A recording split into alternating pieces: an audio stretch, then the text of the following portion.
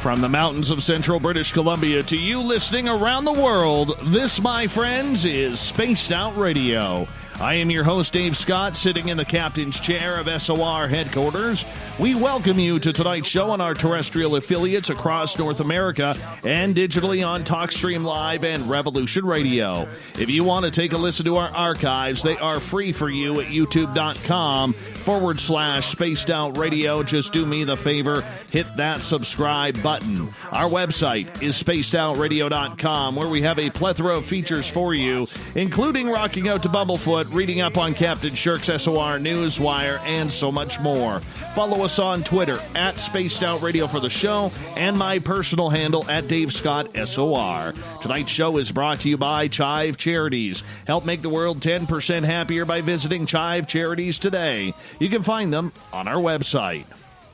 Dr. Julie Vaughn is a Manhattan-based holistic doctor and author specializing in fertility and women's health. At a young age, Dr. Vaughn began apprenticing with healers, shamans, and doctors around the world. She went on to become one of the youngest people in the United States to study Chinese medicine and continued her education in China, where she obtained an esteemed doctoral degree from Shanghai University of Traditional Chinese Medicine, as well as a degree from American College of Traditional Medicine in San Francisco. Dr. Vaughn merges her medical education with her initiation into earth-based intuitive practices. The energetic and intuitive work she shares is grounded in rigorous clinical and medical experience and expertise. Her website, drjulievaughn.com. Then at the bottom of hour number 3, I will bring you the SOR Newswire, brought to you by Paranoia Magazine. Dr. Julie Vaughn, appreciate you coming on in on this wonderful, wonderful night.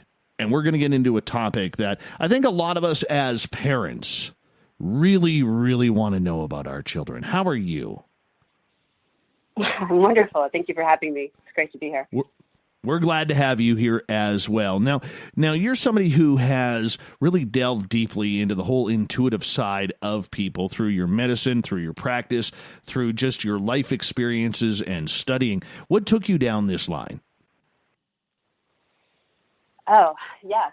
I think that a lot of people who take the pathway of becoming healers either have an experience in their own life, it's kind of generally known as the wounded healer path, where they experience some sort of deep suffering or trauma and have to face usually great odds, this kind of great, almost Greek archetypal hero's journey of facing the suffering to gain back themselves.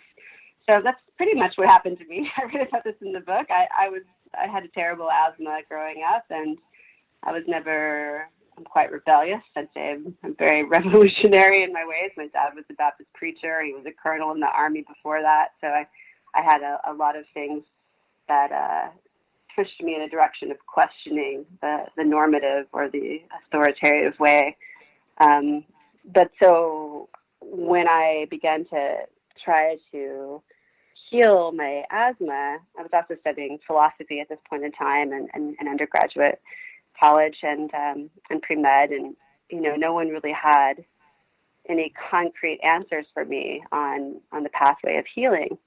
So between that and diving deep into sort of this Cartesian dualism, this mind-body problem, I started to seek out alternative consciousness in general, alternative healing, alternative ways of life, anything that was rebellious and outside of the norm. And within that, I think that my symptom, I always talk about this with my patients, is that oftentimes your symptom can lead you to your path. The thing that creates the most suffering, oftentimes when you pursue it instead of suppressing it, can lead you into, what some people would suggest is your destiny, which is certainly how I feel about my work. I do feel like it is my destiny. I think I began doing it quite early on, and every day that I have a chance to practice as a healer, I feel very, very lucky and fortunate. But it did begin with my own personal suffering and looking for answers when I wasn't satisfied with what the norm gave me. Do you feel that you are accomplishing what you need to accomplish, or is there still much to learn? Well, of course there's more to learn. I think that, listen, I mean, the best any of us can do every day is to do our best. So I do my best every day within my work. I study hard. I continue to learn. I'm very much anti-guru in my practice. The root of my work in general is to return people into their own empowerment, their own capacity to advocate for themselves in a system, to not think that just because I have these degrees, this education, that I somehow inherently know more than they do. The goal is to return people, for me, to being empowered in their own knowledge. So that being said, I would never say it's a lifelong journey, and I plan on practicing my entire life. Well, that's cool. I hope I don't know it all, because then it would be kind of boring the next 40 years. Well, the reason why I asked that, Dr. Julie, is because so many medical practitioners out there come from a real science-based background where they're not into holistics. They're not into, studying the intuitive side of people, even though they've seen strange happenings in ER rooms or in hospitals around the world. Okay, yet they don't want to go down that road. Why is it so different from you comparatively to your medical colleagues? I think something in my character is more inclined to take chances, to speak up for the unrepresented and the underdogs. And for me, while people can sit, I know many of my friends are, physicians, lifelong physicians. I know people who have had those experiences. Sometimes they don't speak up out of their own fear. A lot of people in medicine don't speak up because they feel that to add their own perspective, on a really scientific level, they don't want to speak up or reflect their own experience because they want to keep it as calm, and they want to keep the patient the main thing. So to add themselves to the scenario becomes complex, because then you don't have a straight read on how the science is working, how the biology is working. And also, quite frankly, when you're working in traumatic environments and hospitals, and especially nowadays with what's going on in the world, there's only so much attachment you can have to an experience, because you're seeing a lot of trauma, you're experiencing a lot of trauma yourself. So you have to keep a pretty good armor up. I think a lot of doctors and nurses have a lot of emotional armor that they have to wear to endure what they see and work through on most levels and most days. I'm fortunate. I've been in private practice all of my life. I'm in a very specific field. I've been my own boss. I don't have to, basically I call my own shots. So it gives me a lot more freedom. I don't have to really answer to any administration or bureaucracy, which is how I prefer it, honestly. But it does give me more freedom to be liberated in what I say. I don't have to manage as many politics within the system. But most of that really is rooted in my desire to, have the space and hold the space for people who aren't represented in the medical system, and to also give them a pathway and literally a space to explore and heal what they're going through. Dr. Julie Vaughn is our guest tonight on Spaced Out Radio. Now, would you consider yourself intuitive as well? Highly, yes. Mm-hmm. Okay, so when did that start for you? To begin with, most people who study and write about intuition, always say that we all have an intuitive gift. Sonia Choquette, she's also a fellow Hay House author. She's written a lot of amazing books on developing your sixth sense, and really speaks about how, the capacity for all of us to tap into intuition is there. I do believe that if you look at people who tend to have more hypervigilance in childhood, those who grow up in more intense environments, perhaps more abusive environments, or more environments that are more difficult, they tend to have hypervigilance to their nervous system that's quite often can lead to being more highly intuitive, subtle movements of the senses that almost are, to the untrained eye or to the more relaxed nervous system, don't really show up as information. But that being said, I think probably, and I've spoken about this before, I think this terrible asthma I had as a child, I was up quite a lot and at night alone. Of course, I took a lot of medicine. I was in a bit of I didn't have a lot of oxygen a lot of the time. So I think it led me to have a different type of vigilance in my senses and my nervous system that I think actually probably on a very physiological level created more of a playing field for me to sense what most people don't.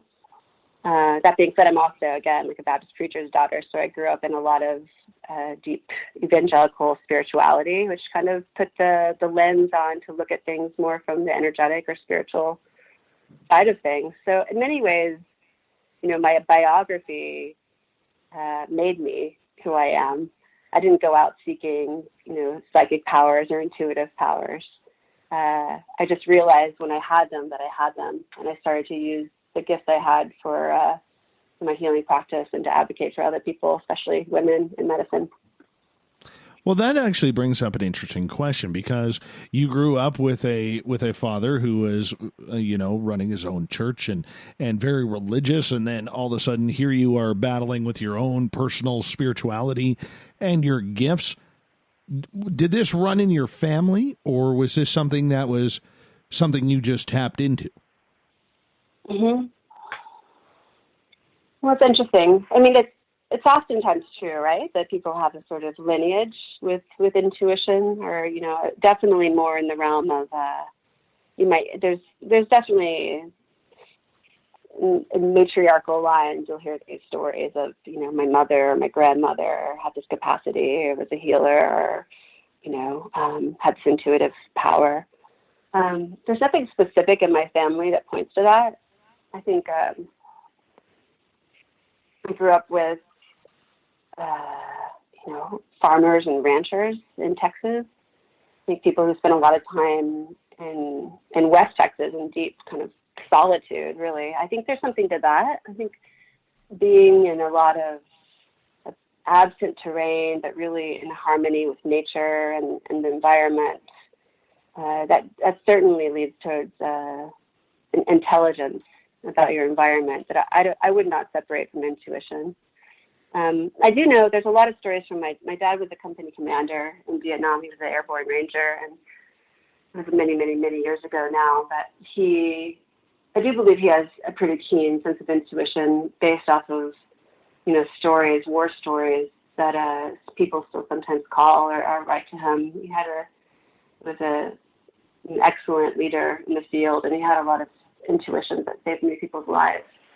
So where does that come from? It's not so much the kind of witchy, I got it from my grandmother's story. I think it's there, though. But again, I feel like we all have access to the sixth sense and to intuition. It's just a matter of how we hone and practice it.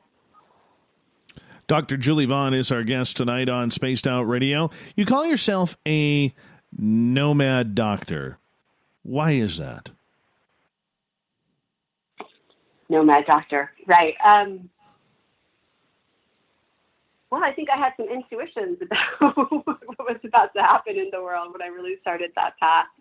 I had been in a single private practice in New York City for many, many, many years. And last year, as my book came out and I started to tour it around the world and do more workshops and led more, did more speaking events and different festivals and these kinds of things, I had a sense that nomadicism, when you go back into the history of humankind, we were nomads originally. And agriculture was something that came out of, in many ways, agriculture was one of the first steps towards capitalism. People who are deep environmentalists and radical environmentalists have sometimes problems with agriculture in general because they see it as a move towards capitalism out of nomadicism. So I was thinking about this a lot, about what it is to be, well, actually this whole thing happened. What happened was this. I was traveling with my daughter maybe 2 years ago, and we were making a really tight connection. She's an amazing traveler. She's been around the world. She's traveled everywhere with me. But we didn't have much time. And she's a really high energy, really intense little girl. But whenever we travel, I look at her and I say, look, I'm not going to look back. You keep up with me.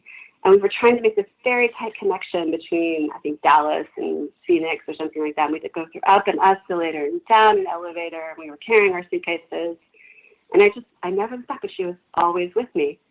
And I realized how happy she was to be in this movement, to be in this nomadic movement, how contained she was, and how much, in a normal kind of day-to-day routine, going to school 9 to 5, Monday through Friday, making soccer classes, making piano lessons, how much I was trying to also fill the time in a way that just being in motion, being nomadic, organically did. So I took up the project, so to speak, of incorporating more nomadicism into my life, into her life. Also wanted to tour my book more and get my information out there to the world more. So the nomadicism came from that, and a sort of interest in exploring that as a different way of living in the 21st century. It is interesting, though, to get out into the world and share a work that you developed in one place like New York City and other places, and see how it's received and how people vary and differ in different parts of the world. I can understand that. that. And you have had a real focus as we, build up to talking about child intuition coming up here later on in the show. But you have had a real mission, if I can call it that, in learning about spiritual fertility. And you wrote a great book on this that was well received, not only by your fellow practitioners, by the public as well. And, why did you want to focus on that mother mantra sort of being of humankind? Well, it was really, the book itself really almost insisted on being written. It was, so my first published book, it was the first book that Hay House thought after Louise Hay. I don't know if you know about her very much. She was an amazing person, strong woman, created a whole publishing house on her own, and went on to, develop many successful authors over 2 or 3 decades. Her whole core mission was about bringing spirituality and health into the mainstream. And she passed away, and Spiritual Fertility was, the first book they purchased afterward. So it was really...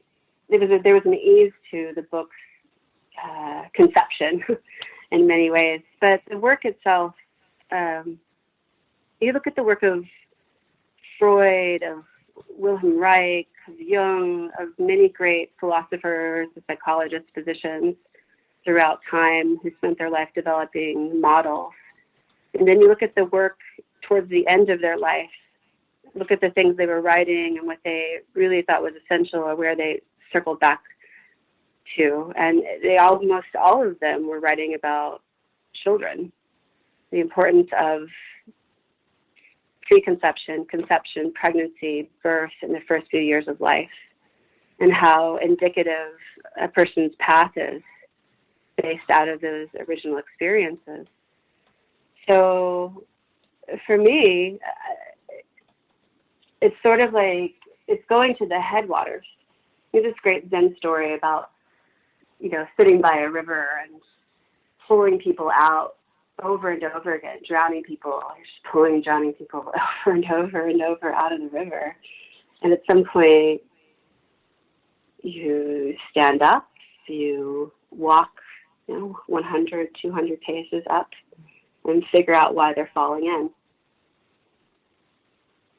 So, for me, fertility in general, and the increasing problem in the world of people not getting pregnant and fertility, and the subsequent treatment of it, how it's handled, how it's managed,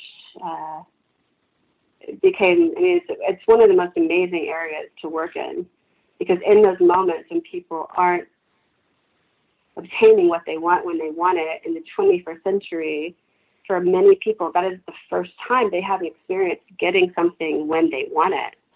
And it's a great opportunity for insight, for healing, for introspection, and it's a moment not to be missed. I think that we do people a disservice by not allowing them to have the space to explore that while they're doing it, by rushing them too quickly into fertility treatments or by suppressing their experience, their suffering, their trauma. We've got about 2 minutes left before we got to go to break at the bottom of the hour. Dr. Julie Vaughn is our guest tonight. With your book, Spiritual Fertility, how emotional can this be for people when they're able to delve deep into themselves, find that connection to try and bring their body there and cleanse themselves in order to start that journey of wanting to become a parent? Emotional? How emotional can it be?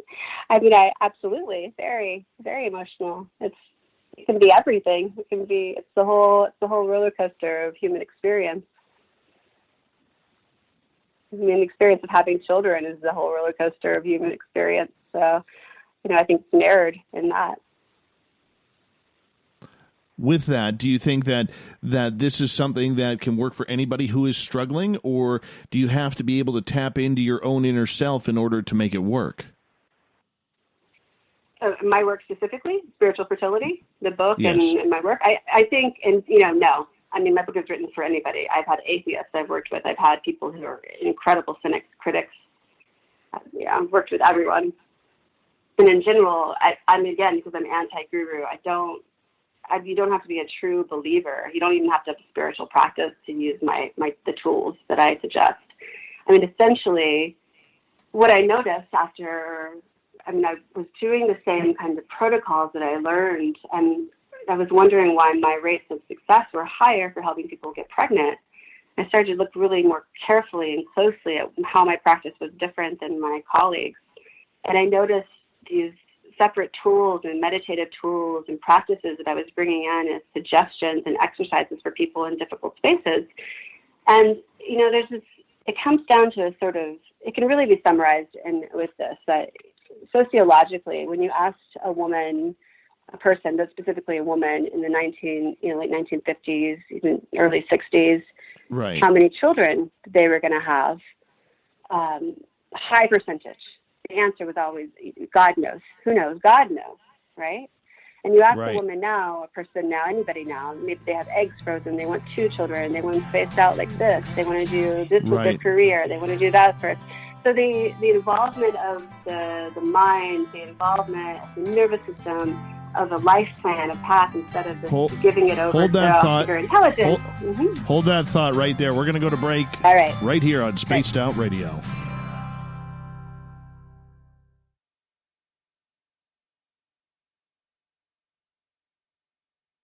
Hey, space travelers, this is John Resig, founder of the Chive and Chive Charities. If you know anything about our website, you know we like to do things a little differently.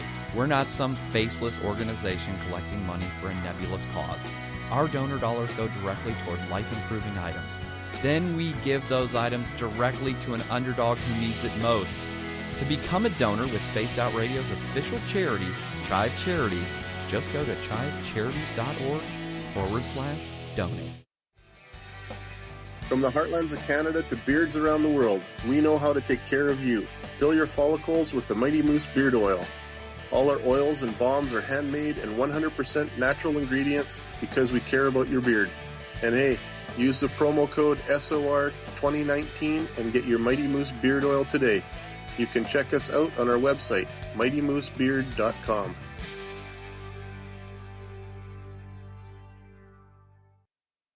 Hello, this is your guitar man, Ron Bumblefoot Thorne, and I have to tell you, I love the response I get for Little Brother is Watching from Spaced Out Radio fans. It's amazing how music can inspire and make people think deeper about what's going on in the supernatural world.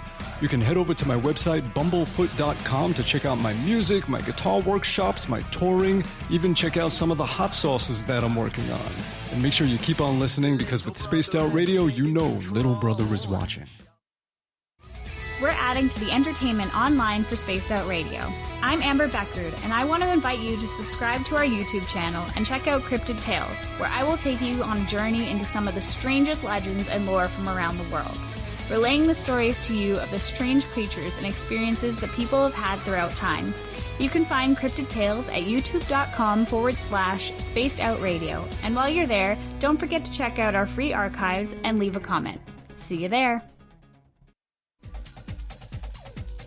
Hey everybody, the SOR Space Travelers is open. For just $5 a month, you can hang out with Dave and our crew privately in our members-only section. With your signing, you'll receive newsletters on what's going on with Spaced Out Radio. You'll have direct contact with the host during the show in our chat, live streaming videos, and a great forum for your posts and more. Become a space traveler now at spacedoutradio.com.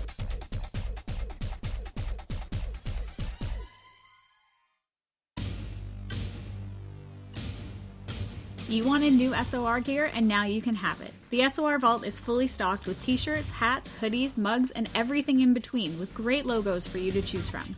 So head on over to spacedoutradio.com, click on the SOR Vault, and go shopping. Pricing is quite affordable, and you can look good representing your favorite show.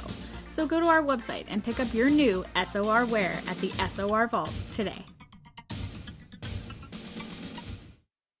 If you like it hot, real hot, then heat up your meals with Bumblefoot hot sauce. Get your Bumblefoot hot sauce today. The sauce, Bumblicious, and the 4 million Scoville unit Bumble. We're going in hot, real hot, coming out even hotter. Keep the milk nearby and tantalize your taste buds tonight. Bumblefoot hot sauce, available now at kajans.com. Cold drinks, great food, and the best music in Vancouver. The Moose Vancouver is the place to be, open until 2 a.m. nightly. Everything on the menu starts at just $6.95. Who serves food that cheap anymore? At the Moose, you'll never know who you'll run into. Rock stars, actors, athletes. It's the place everyone wants to be. So join us at the Moose Vancouver, the official party bar of Spaced Out Radio. Hello, Space Travelers. It's me again, Carl. Don't forget to join the Space Travelers Club for just $5 a month and follow Spaced Out Radio on Twitter at Spaced Out Radio. Our Instagram, Dave Scott SOR. Our Facebook page is Spaced Out Radio Show. Our archives are free at youtube.com/Spaced Out Radio. Come woo it up with Spaced Out Radio today. Bye!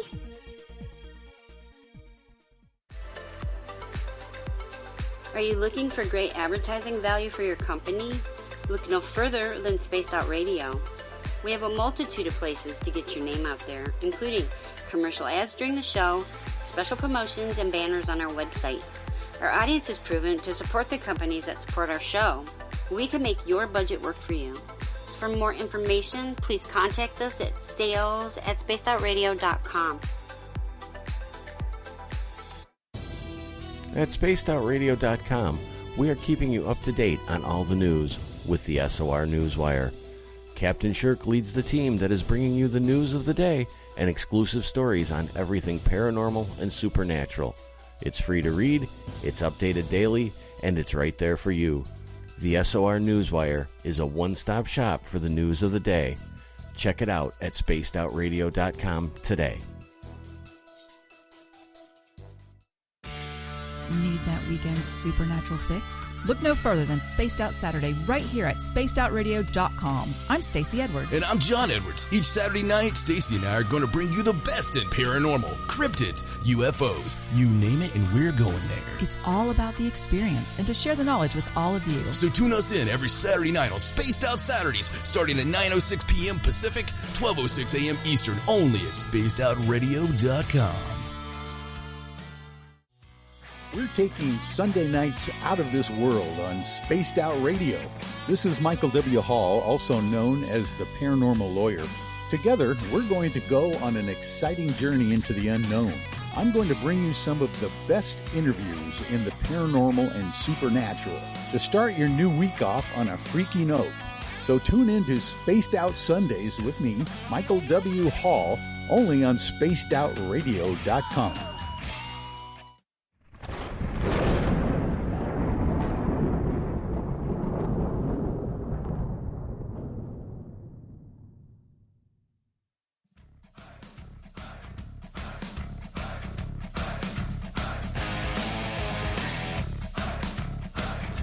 Welcome back to the second half hour of Spaced Out Radio tonight. I am your host, Dave Scott, sitting in the captain's chair of SOR headquarters. Thank you so much for joining us. Want to remind all of you that if you've missed portions of this show or others, you can check out our free archives by going to youtube.com/Spaced Out Radio. Just do me the favor, hit that subscribe button. Our website is spacedoutradio.com, where we have a plethora of features for you, including rocking out to Bumblefoot and reading up on birthday girl Captain Shirk's SOR Newswire.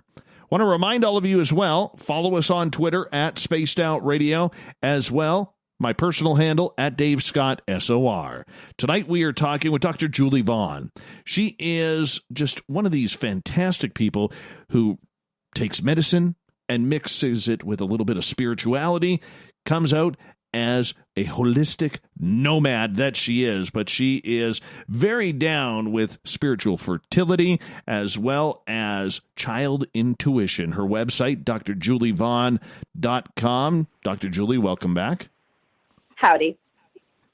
I'm watching our chat room on YouTube right now, and they're all going crazy that we have actually an A&W in my small town. No McDonald's, but A&W. Nobody's excited about the Subway, but A&W, yeah, you still get the root beer there in the ice cold glasses too. It's awesome. Oh, right. Oh, yes. I think I know what you're talking about. That is old school Canadiana right there. Root beer company. I see. Okay, got it. Mm-hmm. Root beer. Yes, up here it's a food chain as well. Ah. I know. I hear you, Dr. Vaughn. I want to bring this show back because otherwise it'll go off the rails quick with these people that we have monitoring our chat rooms and even some of the people who are listening in. But you focus a lot with children and child intuition. You know, why is it important to you to kind of study how children react to their own spirituality? Well, it's important to me to study how everyone reacts to their own spirituality. I don't think I would separate children from any intuitive process. Or, what we were speaking about in the last half hour about how everyone has access to intuition. I do think that there is something that happens with, conditional, the way we raise children. There's a lot of conditional situations we put around them. Conditional love is really number one at the top. People are asked to behave a certain way in order to get a certain result or to obtain love or even fit into a family. And there's usually a lot of wisdom that children are capable of sharing with us about what's happening in the environment. Children always know. They always hear and listen. And, I think Freud said that a child is always going to be expressing the unconscious of their mother or their father. They're acting out because they're soaking in the environment. They're not capable of using the words and the thoughts that we do, but their behavior shows a lot of what's happening environmentally around them, energetically, psychically, psychologically. So children are very much like weather vans for their homes, for their worlds. Right now what's happening in the world, children are highly anxious right now. They're having to really weather beyond what their families are going through energetically, what's happening in the world. And you can see it in their character. You talk to any child right now, and there's uncertainty and how they're interpreting the events of the world. Although my daughter did say the other day, I thought it was quite beautiful. She said, now I've lived through something that I'll be able to tell my children about, not living through a pandemic. Now I've lived through something that I'll be able to tell my children about someday, which I felt very comforted by because, one, she's referring to the future and her own capacity to get there, which it feels good to me, but she's going to get there in a very intense time. But also that she wants to have children, and that the level of fear and anxiety in the world is not impeding her own desire to continue, living. That is actually quite profound. Very profound. I agree. I was really, she's, 8. Yes, I have a 6-year-old who will just all of a sudden just say the most profound things that I have no idea what the heck he is talking about. I blame a lot of YouTube dinosaur movies on that and videos on that. But I'll tell you, the way children can pick things up, whether it's spiritually or just educationally, their minds really, really are like super glue when it comes to everything around their environment. It's incredible to watch. And, I think, I have a 21-year-old daughter as well.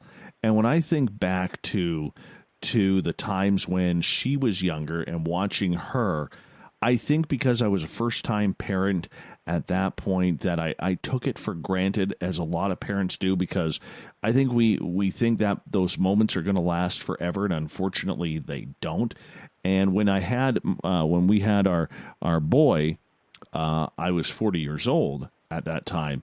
And man, do I look at it completely different, where I'm trying to just soak it all in and watch him and enjoy his growth and his own spiritual expansion that he has in his own time. So as parents, how much are we missing out on our children's own spiritual growth when we're too busy working? We're too busy paying bills and trying to watch the game or go to concerts, live our own life the way we did when we were in our 20s and 30s, comparatively to trying to live for our children and make sure that they get the greatest experience possible.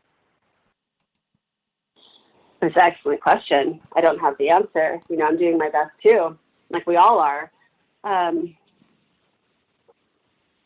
Children like truth. They like transparency. They like honesty more than anything. They know when things aren't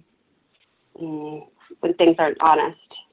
And so I think you can live your life in any way. You can still live like going to the shows in the 20s and all these kinds of things, as long as you're being honest and in accord with your own, authentic in your own path and honest with them. You're missing out on their own spirituality. I do believe the spiritual path is a very unique path. I don't believe, in my personal experience, having grown up in a very deeply evangelical practice, I think I was going to church 4 or 5 times a week, which benefited me in a lot of ways. I really saw and experienced, I would go with my dad on visitations to deathbeds of people in hospitals or to nursing homes or to drop off food for people who didn't have anything, or, always deep service and mission work gives you a perspective of humanity. But for me, the problem was mixing, the kind of authority with the spirit. It didn't work for me ultimately. But again, I think that's reflective of my spirit. I'm quite curious, and I don't like it when there's just one answer given if it doesn't seem to satisfy my curiosity. So, as far as really cultivating and listening to our children's spirituality, I tell people in my fertility work that the most important fertility drug in the entire cosmos that I know of is unconditional love. And I think the same is true when it goes for anything to do with our children. I think unconditional love, it's very hard to love adults unconditionally, but children can easily be loved unconditionally. And within that space, I believe there's a lot of patience that can be held, a lot of reverence for the perspective and, the importance of putting in deep roots for a human being's life. It's a very important time. That really, like I was speaking of earlier, how most philosophers and doctors return to the importance of, pediatrics or early life or the outcome of a person. So it's a really good question. I mean, I think now, because people are spending more time with their families right now, less work, it'll be an interesting, social experiment to see on the other side how it changes family dynamics. Do people choose then to maybe not take a promotion or not take more hours on? Of course, this is all mixed in with this, economy, and not everybody can even ask this question because there's just the necessity of life and having to make a living and feed your family. But I think it's still a good question to ask. Spirituality can exist in poverty as easily as it can exist in wealth and excess, right? And sometimes easier in poverty. So I don't know. I think it's a really good question. Dr. Julie Bond is our guest tonight on Spaced Out Radio. Do you remember when your child had her first spiritual experience? And what was that like for you? Well, I don't know if I could categorize her own first spiritual experience. It's not for me to say. That's for her to say in hindsight. I think I don't want to place my operating system, what I know, the lens I know, my own spiritual practice, my own life path, the way I've walked this life. I don't want to necessarily just imprint that onto her.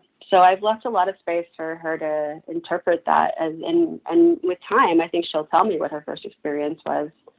I do think she's keenly, I can tell you, okay, right after that I can tell you what her first spiritual experience was. She was born in the call.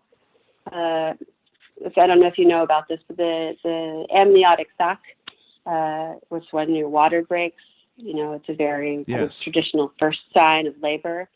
It doesn't happen 100% of the time.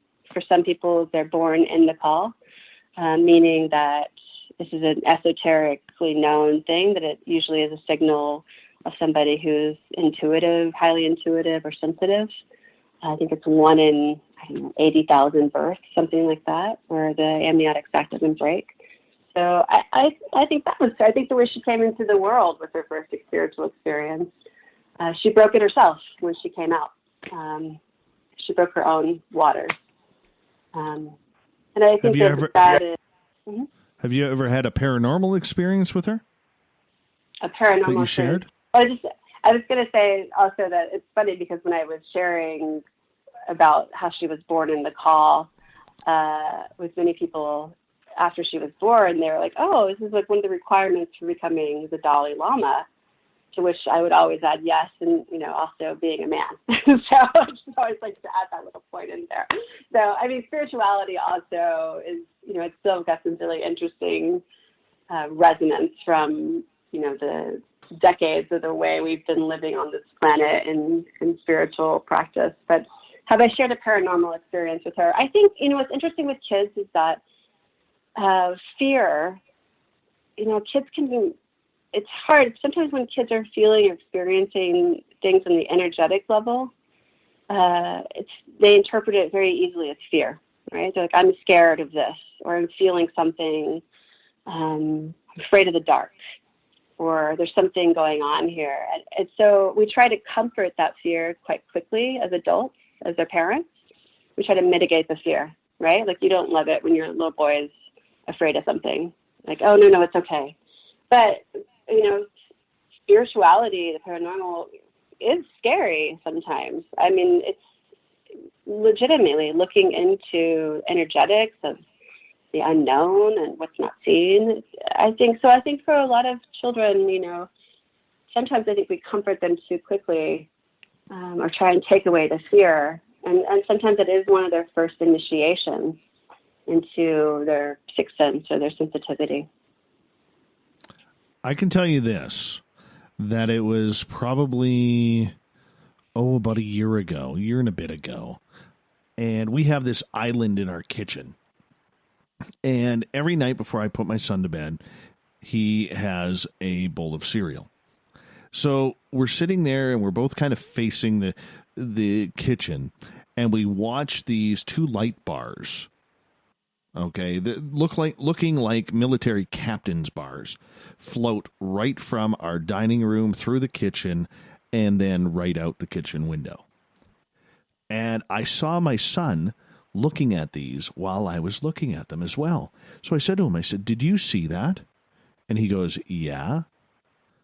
He goes, "What was that, Dad?" I said, "I don't know." It's pretty cool, though. Right? Pretty amazing. Yeah. And about 2 minutes later, he scared the daylights out of me. He breaks into an absolute tantrum, crying his eyes out. And he goes, just out of the blue, he goes, "You're going to die soon. I don't want you to die." And I have never been more scared in my life than that moment when my son is literally talking to whatever he's talking to, and is he eating or a bowl picking of up cereal while he's doing this? Yes, he's eating his bowl of cereal while he is telling me that I am going to die soon. I was freaked right out. You know, and of course, yeah. I didn't know. Like, look, I've been face to face with aliens. I've seen Bigfoot. Ghosts don't scare me. I've been around enough ghosts that to me they're boring. Okay, they're boring. And all right, it's like, you know, boo. Oh, no, I'm being serious here. It's very rare that anything scares me. But when my son all of a sudden is telling me that I apparently am going to die, I literally started thinking, I got to write my will. I got to get this stuff updated.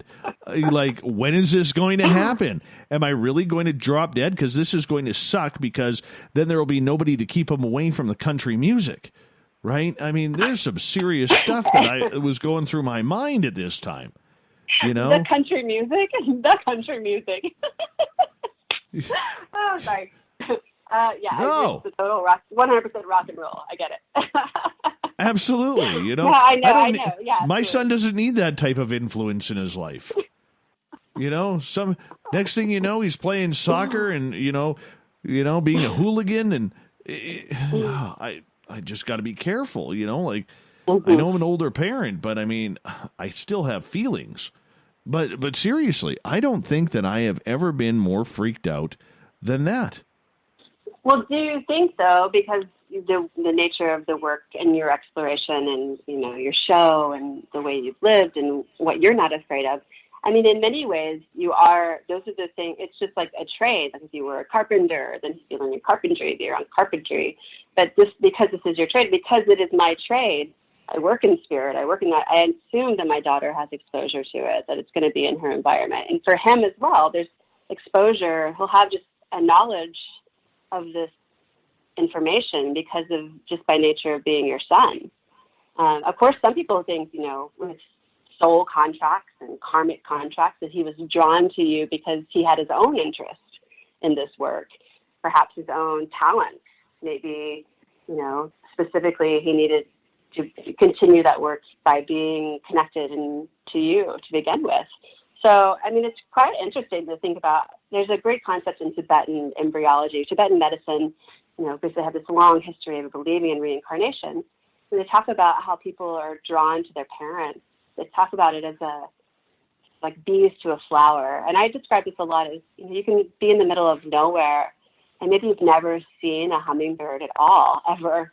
But as soon as you put up a hummingbird feeder and fill it, you know, it might take a couple of days, but then out of nowhere, a hummingbird will show. So it's very similar with, you know, the like for like with soul. So there's something, I would imagine that in that moment, you know, he's taking that kind of fearlessness that you have about your exposure to these things that you've seen and that you have, you know, the gift of seeing and also the experience of seeing, and he's using that as like he's springboarding off of it. So he's already evolving past your experience. That's his job. In fact, our children their job is to evolve past what we experience. So yeah, I mean, just many stories I have with my daughter of her spiritual practice. A lot of it is tied to me. Some of it's her own and unique. But I do see it. I think the more conscious we are of it, the more space we hold around it, with unconditional love, the more we actually provide a space for them to talk about it, to speak up about it, to be comfortable with it, instead of suppressing it, right? Absolutely. Dr. Julie Vaughn is our guest tonight on Spaced Out Radio. We got just over 3 minutes to go before we go to break at the top of the hour. So when it comes to children, and you hear children, and we'll talk about this more in the second hour as well, and you hear children who are talking about, invisible friends or talking about how, great grandma or Uncle John was at their bed the night before and they saw them and were talking to them. A lot of times as parents, we blow that off. Like that's just imagination or you were dreaming or stuff like that. How much more as parents is it our responsibility to start taking note of what the children are saying? That's a fascinating question. I love that about taking note. But I do think all those things are very important to archive in a sense, to record. I think they're really precious moments to be visited by. I just believe in the ancestral line. This is all cultures throughout time, from Confucianism to American Indians. Many, many cultures have this practice of worshiping or observing or believing that 7 generations before you are always with you, energetically, spiritually.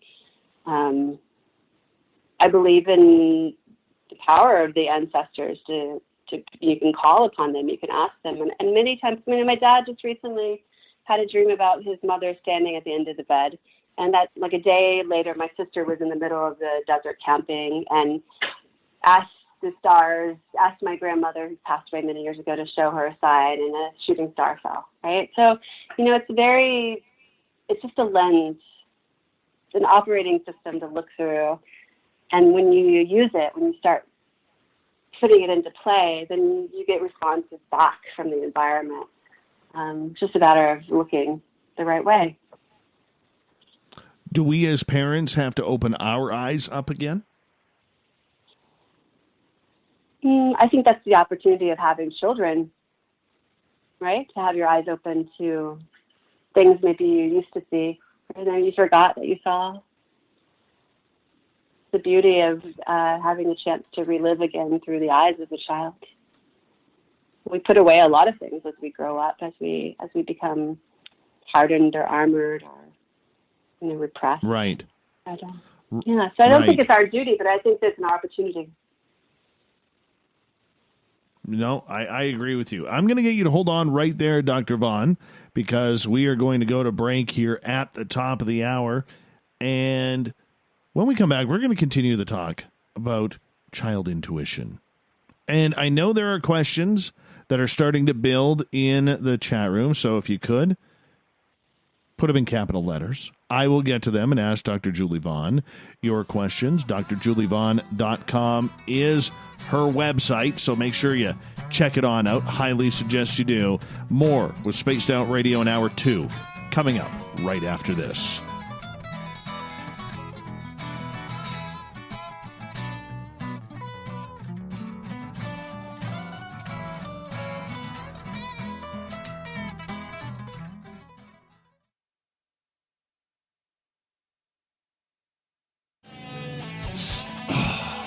I'm feeling a little spicy tonight.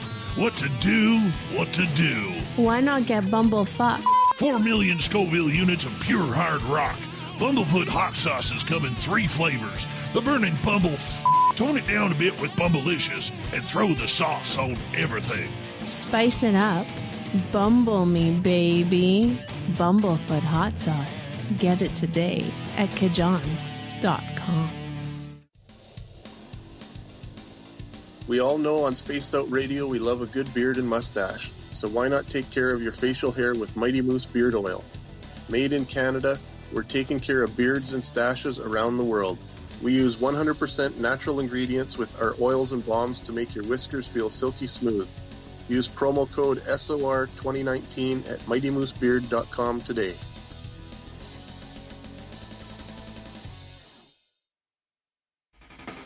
The party is always on at the Moose Vancouver. The Moose Vancouver is where you want to be when visiting Canada's West Coast. Open until 2 a.m. nightly, the Moose cranks up the rock while serving some of the best rated food in the city. The menu starts at $6.95. Why party anywhere else in Vancouver when the Moose is right there? Get your horns up and rock with the Moose, the official party bar of Spaced Out Radio. For the price of 1 cup of coffee a month, you can become an SOR Space Traveler. The Space Travelers Club is a place where you can interact with other listeners, either live during the show or on our great forum. We want your stories, pictures, comments, and ideas. You'll get live video streams, exclusive content, and be a part of our newsletter. Stay in touch with everything SOR. The Space Travelers Club is just $5 a month at spacedoutradio.com.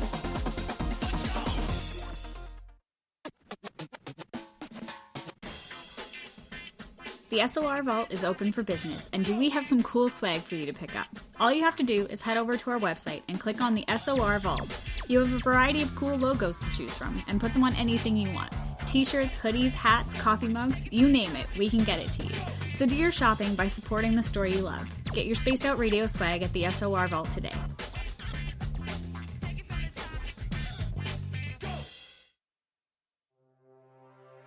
We are scouring the world for the most intriguing stories of your day.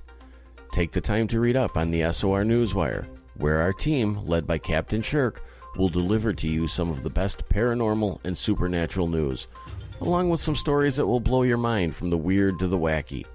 It's the news outside the news that piques interest, and that's what we're looking to deliver to you. The SOR Newswire, only at spacedoutradio.com.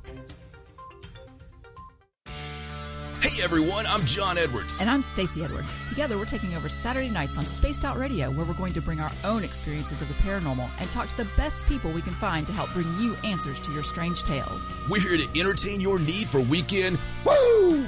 So tune us in at spacedoutradio.com starting at 9:06 Pacific, 12:06 a.m. Eastern, where we can all get a little spooky together. Spaced Out Saturday nights right here at spacedoutradio.com. Hey, Space Travelers, this is John Resig, founder of the Chive and Chive Charities. If you know anything about our website, you know we like to do things a little differently. We're not some faceless organization collecting money for a nebulous cause. Our donor dollars go directly toward life-improving items. Then we give those items directly to an underdog who needs it most.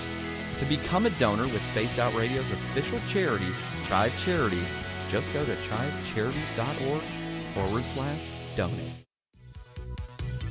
Hello, Space Travelers. It's me again, Carl. Don't forget to join the Space Travelers Club for just $5 a month and follow Spaced Out Radio on Twitter at Spaced Out Radio. Our Instagram, Dave Scott SOR. Our Facebook page is Spaced Out Radio Show. Our archives are free at youtube.com/Spaced Out Radio. Come woo it up with Spaced Out Radio today. Bye!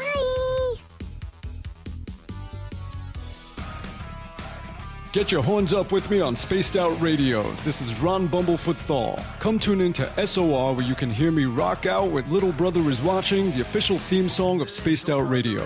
And then come on over to bumblefoot.com, where you can find out about my tour schedule, my music, and everything else. Bumblefoot.com keeps you up to date on what I'm doing and the best way to stay in touch with my music and music camps. Sign up for my newsletter at bumblefoot.com, and remember, Little Brother Is Watching.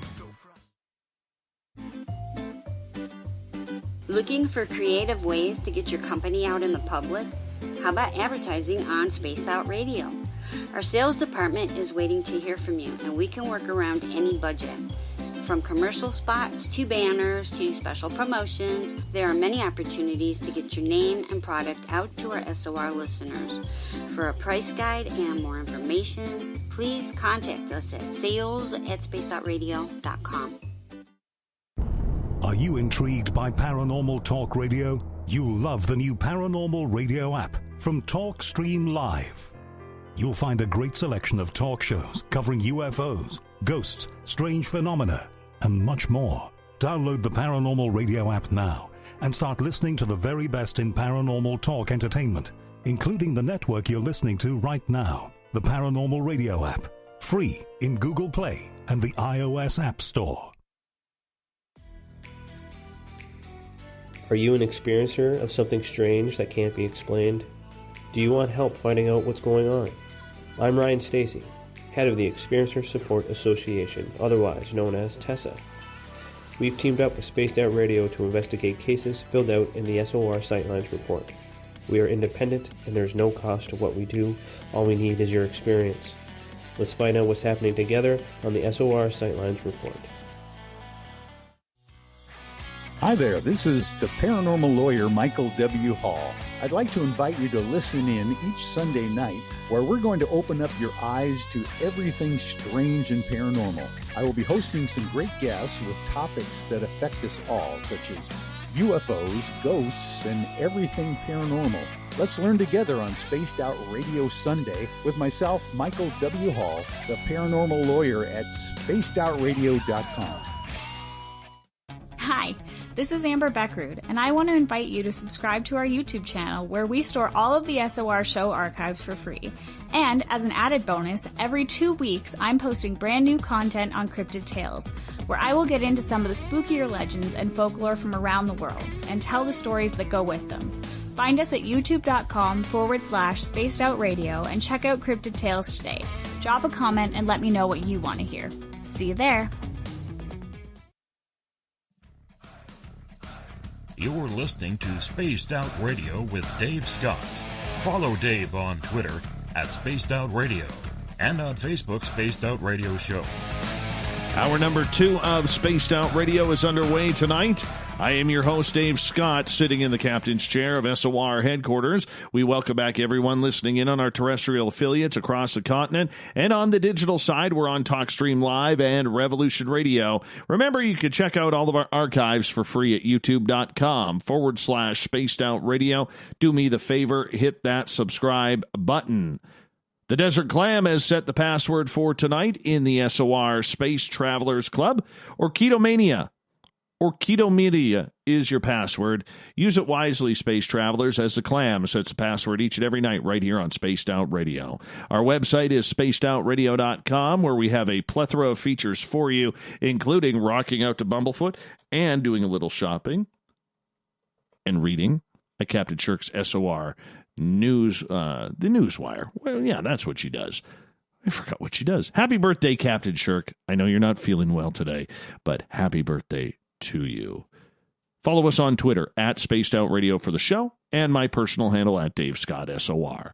Tonight we are talking with Dr. Julie Vaughn, and she is somebody who deals in spiritual fertility, works with children and intuition. She just does it all out of her Manhattan-based office. Dr. Vaughn, welcome back. Thank you very much.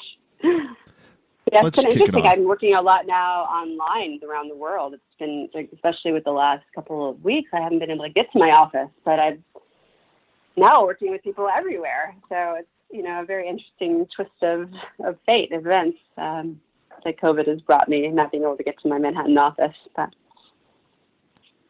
yeah, some of us just want to get to Manhattan for the first time, or at least New York to watch a Yankees game. That's me. That's me. Mm-hmm. All right. Let's kick things off with Susan's question here. And she is asking, Dr. Vaughn, have you heard of kids using their gift to save people often? To save people? Yes. Well, it's interesting. I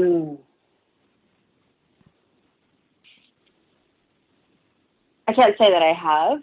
I mean, often I think that, we don't really listen to children, So, I think, very few and far between are children's experiences really validated for being more than kind of, something to control or to kind of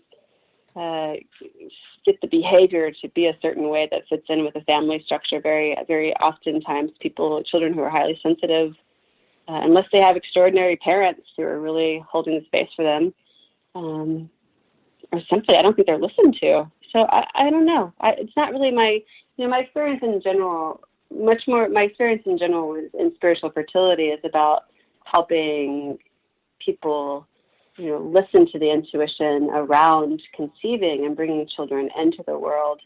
I think there's a lot to be said within that space as far as listening to before a child's even born, the essence of their spirit. And I hope that, patients I've worked with, after they've conceived and have children, that they continue to listen to this voice in themselves, this intuition, and also advocate for, the same gift in their children that they were looking for that along the way before they were even born, before they were conceived.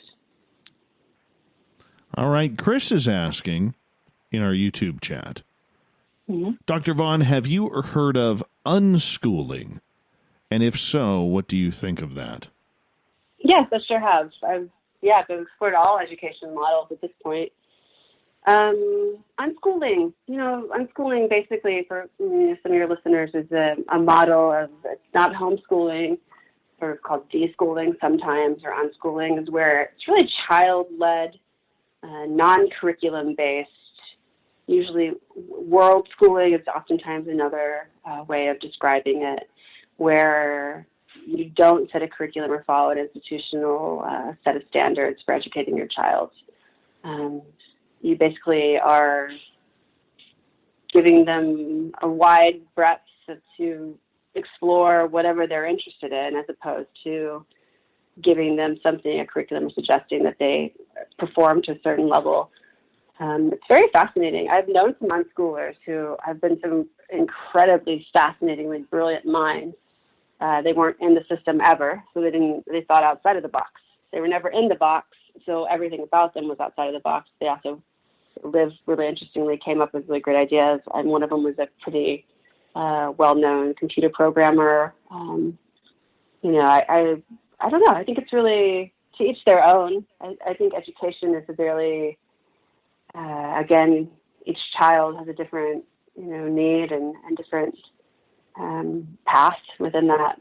But I think it can definitely be valid. All right. Definitely, I think that the ability to adapt is one of the most important things for children these days. So, unschooling is, as we can improve in the last few months, like how well can you adapt to a situation that wasn't expected.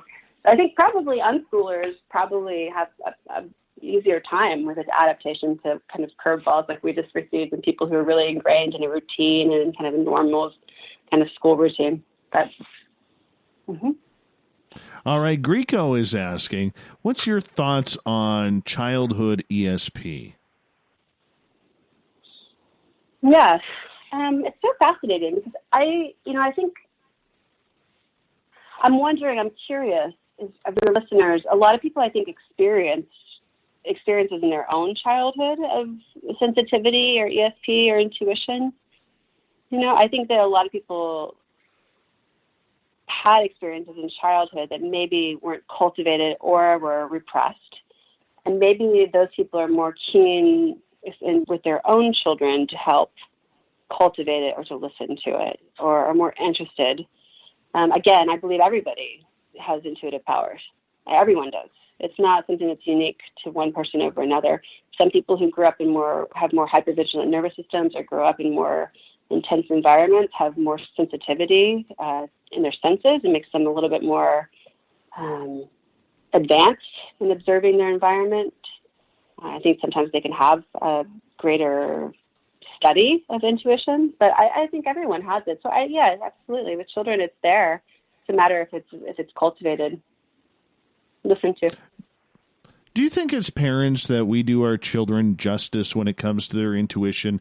And what I mean by that is, and I kind of touched on it right before the break, when a child is, say, talking to an invisible friend or has some sort of premonition type moment, do you think that we as parents have our own fears come up, and that's why we don't recognize the child's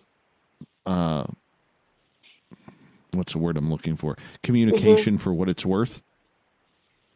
Oh, absolutely. I think most parenting is ruled by our fear or anxiety, because there's a lot to be afraid of when you're parenting. It's a hard job.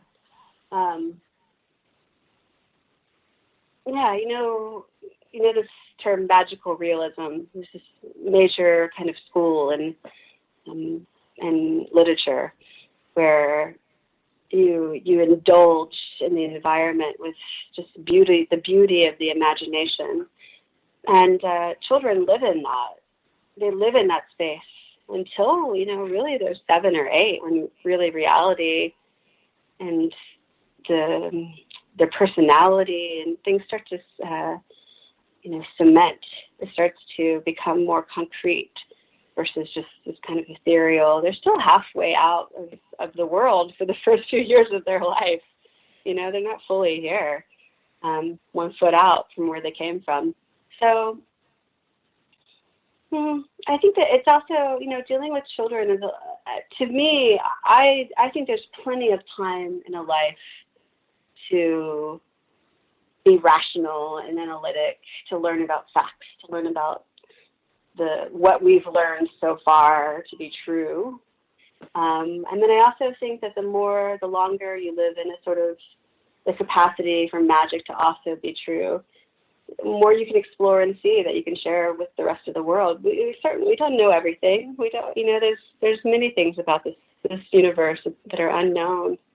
So the sooner we shut off a child's openness and understanding and communication around that, I think we're doing ourselves a disservice, because those are the minds that could cultivate and grow with curiosity, a lifetime of exploration of that magic, and bring in new facts and new information. Dr. Julie Vaughn is our guest tonight on Spaced Out Radio. I'm curious, there's a lot of children out there who they talk about past lives. Mm-hmm. All right. I remember one of my daughter's best friends growing up. I got to know her parents very well. And ever since the age of 2, she would say that she was this lady, and I apologize, I forget the lady's name, and that she died on the Titanic ever since she was 2 years old. Lo and behold, a few years later, we actually looked at the list of people who died on that fateful day, and that name was on there. There's no way at 2 years old she could know that, right? They're not a TV family. They're not a TV family or anything like that, and this led really her to believe that her daughter had a real obsession, or pardon me, not believe, but really focus on that fact. And the daughter just seemed to have a healthy obsession about the Titanic, everything to do with the Titanic. She had Titanic models, Titanic books, everything growing up. What's your thoughts on the fact that a lot of these children can talk about their previous lives? And do you believe on the scientific doctor side of everything that there is some sort of reincarnation? Have you ever personally done any past life regression work? Myself, no. Mm-hmm, mm-hmm. It's fascinating work. I remember I had some skepticism around it, and I went to, in I think maybe 2005, the Berkeley Psychic Institute in Berkeley, California.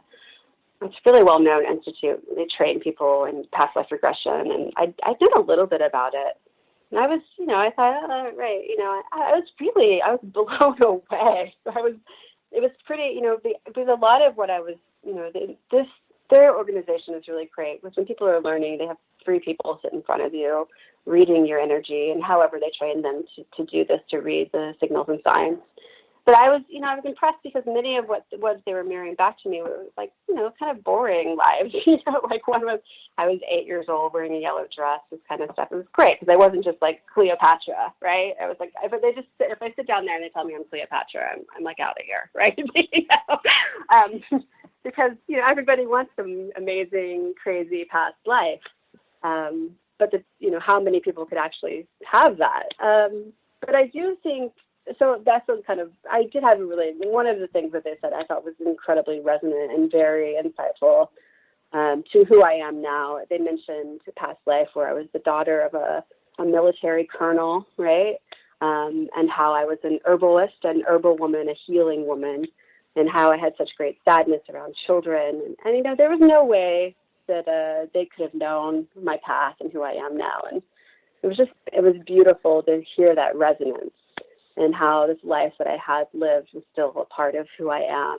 The karmic patterning there. I mean, there's a lot of ways you can look at it. Past life regression stuff is a wonderful way to look at it. But when people, many stories of children being aware of past lives when they come in, there's some great work out there on this. There's a lot of work around, even within the work of reproductive medicine and IVF. There's been some stories of children who, because in IVF, oftentimes, several eggs are harvested and fertilized and grow together. Embryos grow together, and then you select one or two of them, and the rest of them are kind of cryogenically stored or frozen.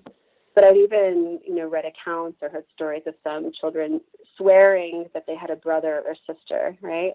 Like they had one, like this long kind of grieving melancholia, and feeling, when you get it down into it, that there was a separation that happened from those embryos that came with them, and they were the one that was taken and the other ones were not.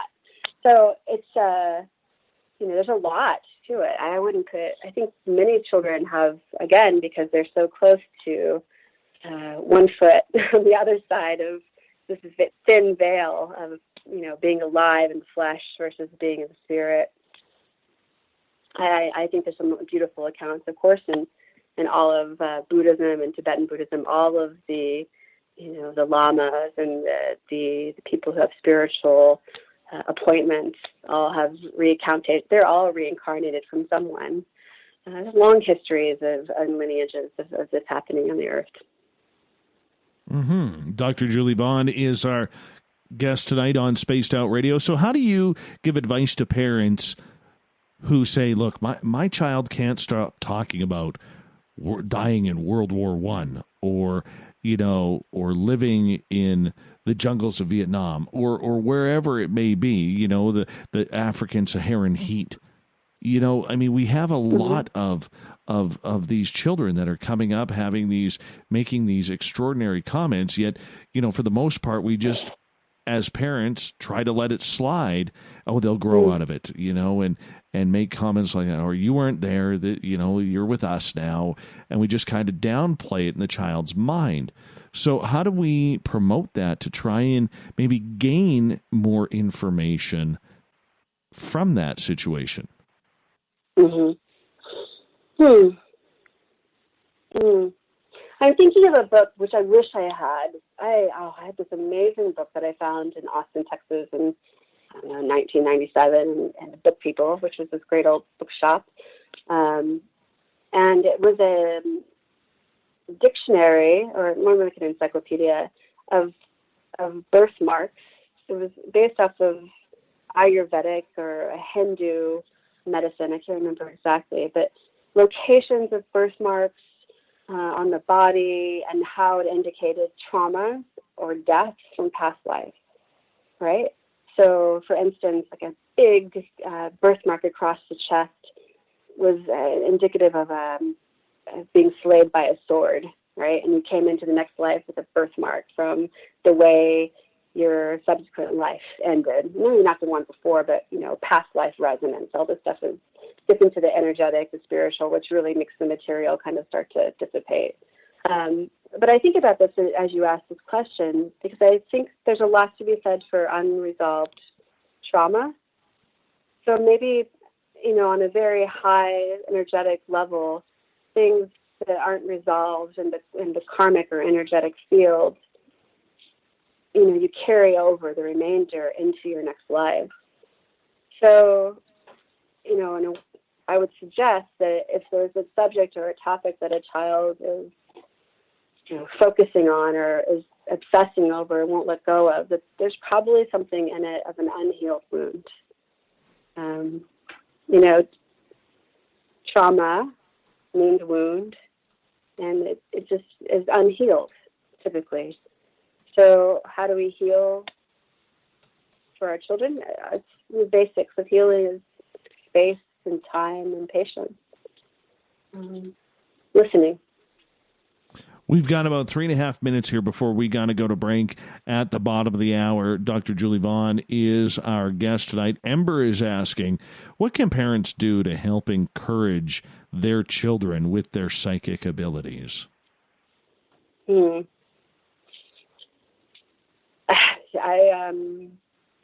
psychic scavenger hunts, right? Just going out into the world and following the senses.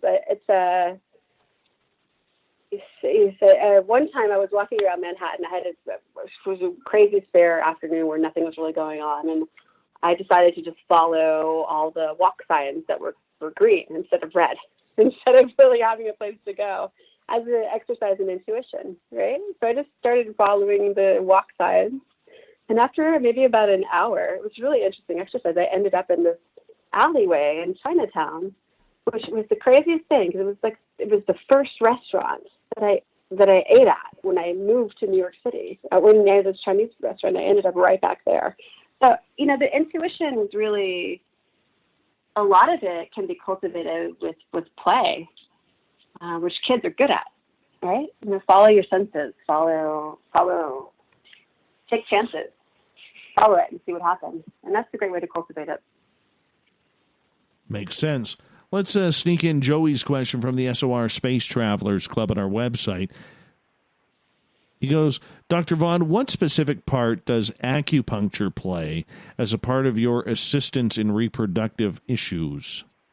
Well, it's my original training, and it was my practice for many years. I still have a physical practice. It's smaller now than it used to be by choice, because I tend to work more now online. I do one-on-one consultations with people. I do spiritual fertility, what I call, it's pretty much listed out on my website what it's actually involved in one of these readings. But between that and doing more writing and lecturing, I work less physically in the flesh than I used to. But acupuncture it's an energetic and spiritual medicine at the core. So I think it taught me a lot. And then I started to develop my own system out of it. What are you acupuncturing, just out of curiosity? What am I acupuncturing? Yes. That's the question? I mean, there's over 400 points on the body, so it's always unique and specific to the person. I'm telling you, I'm just having a vivid imagination about this right now, and I can honestly say I'm not sure that I would want a little bit of acupuncture around that area. But nonetheless, that's just me. That's just me. Well, it's like you can turn a light switch on when you walk through your door, and the light bulb comes on halfway down the hallway. In acupuncture, you don't have to work locally. You can work at a distance, but like I said, most of my work now is online. So. Very well put, though. Very well put. Very well put. Dr. Julie Vaughn is our guest tonight on Spaced Out Radio, her website, drjulievaughn.com. We're talking about children, intuition, psychic ability, and wherever else we're going to go tonight. We are halfway through this show. Hard to believe. This one's just cruising on by tonight. Yes. We're having a great time here on Spaced Out Radio. Dr. Julie Vaughn is hanging out. Her book, Spiritual Fertility, can be found on Amazon. We'll continue with your questions and Dr. Vaughn right after this on Spaced Out Radio.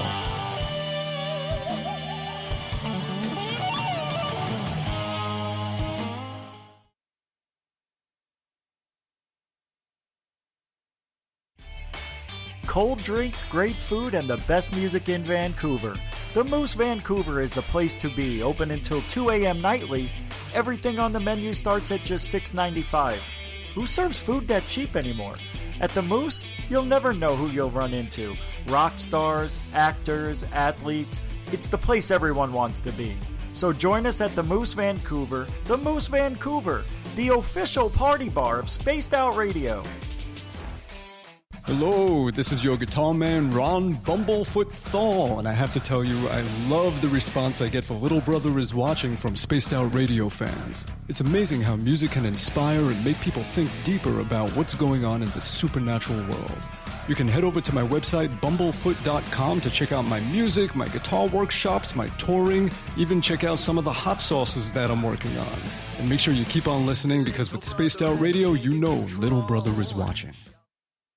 Hey, space travelers, this is John Resig, founder of the Chive and Chive Charities. If you know anything about our website, you know we like to do things a little differently. We're not some faceless organization collecting money for a nebulous cause. Our donor dollars go directly toward life-improving items. Then we give those items directly to an underdog who needs it most. To become a donor with Spaced Out Radio's official charity, Chive Charities, just go to chivecharities.org/donate.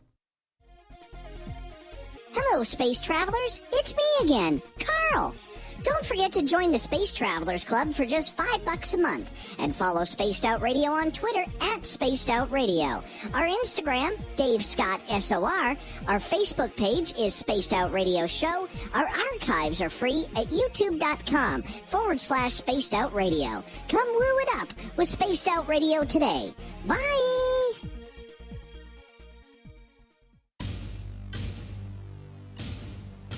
You wanted new SOR gear, and now you can have it. The SOR Vault is fully stocked with t-shirts, hats, hoodies, mugs, and everything in between with great logos for you to choose from. So head on over to spacedoutradio.com, click on the SOR Vault, and go shopping. Pricing is quite affordable, and you can look good representing your favorite show. So go to our website and pick up your new SOR wear at the SOR Vault today. At spacedoutradio.com, we are keeping you up to date on all the news with the SOR Newswire. Captain Shirk leads the team that is bringing you the news of the day and exclusive stories on everything paranormal and supernatural. It's free to read, it's updated daily, and it's right there for you. The SOR Newswire is a one-stop shop for the news of the day. Check it out at spacedoutradio.com today. Need that weekend's supernatural fix? Look no further than Spaced Out Saturday right here at spacedoutradio.com. I'm Stacey Edwards. And I'm John Edwards. Each Saturday night, Stacey and I are going to bring you the best in paranormal, cryptids, UFOs, you name it, and we're going there. It's all about the experience and to share the knowledge with all of you. So tune us in every Saturday night on Spaced Out Saturdays, starting at 9:06 p.m. Pacific, 12:06 a.m. Eastern, only at spacedoutradio.com. If you like it hot, real hot, then heat up your meals with Bumblefoot hot sauce. Get your Bumblefoot hot sauce today. The sauce, Bumblicious, and the 4 million Scoville unit Bumble. We're going in hot, real hot, coming out even hotter. Keep the milk nearby and tantalize your taste buds tonight. Bumblefoot hot sauce, available now at kajans.com. From the heartlands of Canada to beards around the world, we know how to take care of you. Fill your follicles with the Mighty Moose Beard Oil. All our oils and balms are handmade and 100% natural ingredients because we care about your beard. And hey, use the promo code SOR2019 and get your Mighty Moose Beard Oil today. You can check us out on our website, mightymoosebeard.com.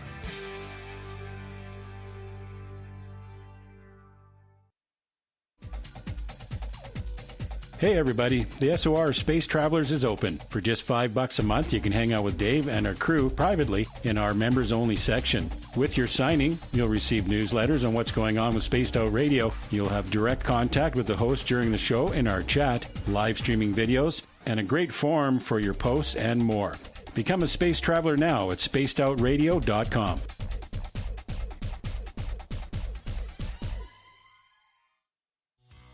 We're taking Sunday nights out of this world on Spaced Out Radio. This is Michael W. Hall, also known as the Paranormal Lawyer. Together, we're going to go on an exciting journey into the unknown. I'm going to bring you some of the best interviews in the paranormal and supernatural to start your new week off on a freaky note. So tune in to Spaced Out Sundays with me, Michael W. Hall, only on spacedoutradio.com. We're adding to the entertainment online for Spaced Out Radio. I'm Amber Beckrud, and I want to invite you to subscribe to our YouTube channel and check out Cryptid Tales, where I will take you on a journey into some of the strangest legends and lore from around the world, relaying the stories to you of the strange creatures and experiences that people have had throughout time.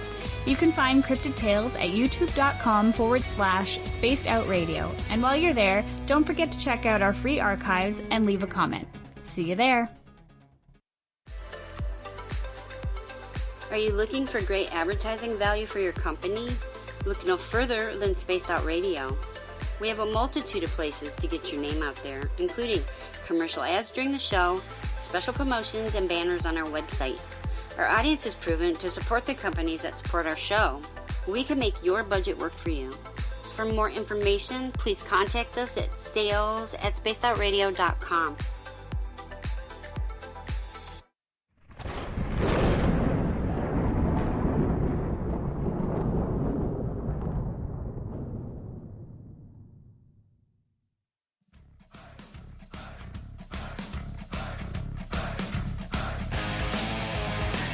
We passed the halfway point of Spaced Out Radio tonight. I am your host, Dave Scott, sitting in the captain's chair of SOR headquarters. Thank you so much for joining us. We want to remind all of you that if you've missed portions of this show or others, you can check out our free archives at youtube.com/Spaced Out Radio.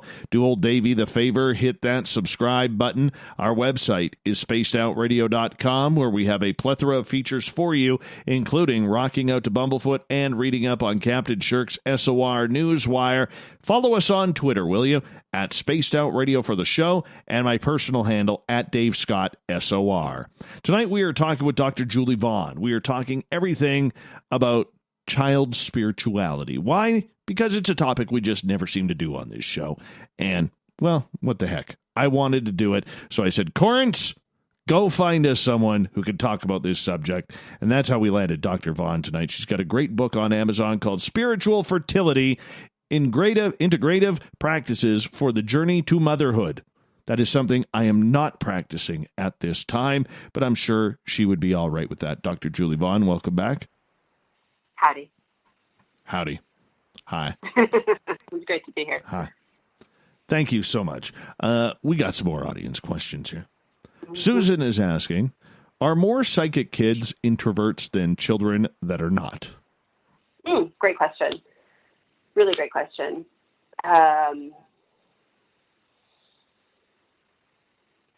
Introversion tends to be a characteristic of people who are introspective. I think that you can be sensitive. Again, everyone has a quality and capacity to be sensitive, to have sixth sense, to have intuition. I do think that cultivating intuition takes introversion and introspection. So I would say yes. The more externalized you are, doesn't mean that you don't have the gift. It just means that the way you use the gift of intuition might be perceived and pursued in a different way. So I would say, yeah, I definitely. I mean, I think there's a long history of sensitive souls being more introverted, and it tends to be, I think the introspection is the key word there. It's not necessarily the introversion, but the introspection. Yeah. Great question. All right. A lot of children, when they are introverts, that also, if they do have psychic abilities, and I've heard this from other guests as well, they have to deal with a lot of things, in their personal lives. Usually it leads to a lot of bullying at school or not doing well in education because of certain aspects that, that are not suiting what they feel they need to be doing or accomplishing in this life. What's your thoughts on that? Oh, I think it's true. Again, people who, I've studied, pursued in depth many practices of spirituality rigorously at this point in time in my life. And there's one thing I feel pretty solid and about through it all, and that is that we are all unified. We are all one here on this planet. I think we just saw that with this experience of this pandemic, how fast it spread through our same similar biology, how unified we really are. So too often we think about one person in a group or a family or a social system or a school or a class as being like they're part of the negative, the only negative side impact or side effect of being such an individualist society is that we forget sometimes how much we're unified. And always the gifted, intuitive person, or the person who's showing or speaking up about something that's not right, or feels something's off, or something that's unconscious or being suppressed by, the popular vote, they're expressing something for all of us. They're expressing something for all of the unified, everyone. So I think they should be, of course, I try to promote and protect and champion these people who have more sensitivity, who are expressing the things that are more difficult for other people to hear, that they don't feel themselves. I think that everyone should have a voice, right? But I do think it is more difficult. Yeah, absolutely. And it doesn't have to be that way. It seems like every child out there seems to have a learning obsession, at least at 1 to 2 points in their early childhood, about death. And this leads to Chris's question. He goes, how do you answer a child asking about death? Mm-hmm. Mm-hmm. Well, it's interesting, has that been your experience, the 1 to 2 points with your own children? Oh, I'm going through that right now with my son. Mm-hmm. Mm-hmm. Right. I haven't really hit that with my daughter yet. I think, I mean, I definitely, and I've seen it with other children who I've worked with and other people who I've worked with.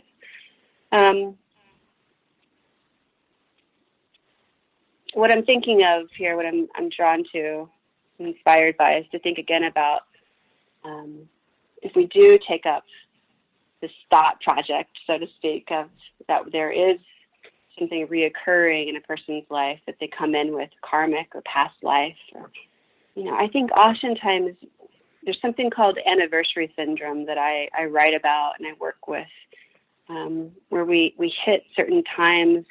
This is how you can account for the fact that, someone you loved passed away when you were 12 in October.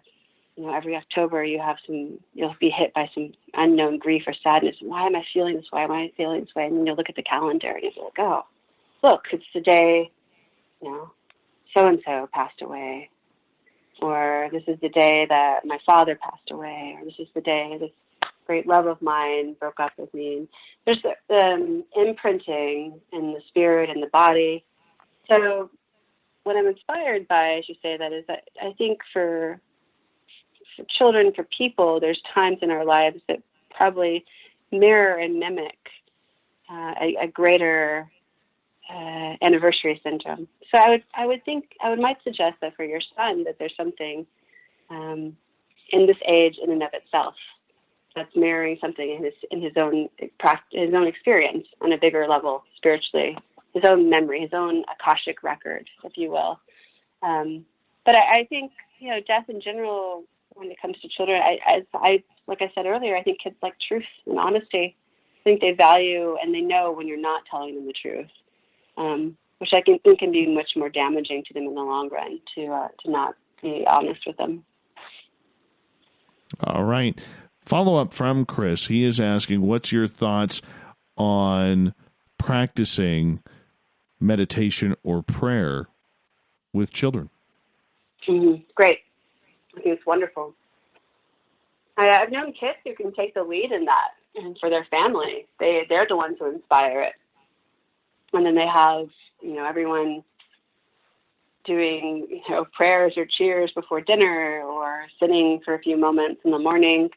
I know about meditation that the best meditation is the meditation that you do, right? It's like, that's the core of it. It can be anything as long as it's something that you have a practice of. So I suggest with kids that it doesn't have to be the traditional style that we're so acquainted with now through apps or through yoga practice, etc. It can be much more, ritualistic, methodical in its play, as long as it's consistent and it has this meditation is the aspect of really, offering up space, for practice, to connect with spirit, to connect with the divine.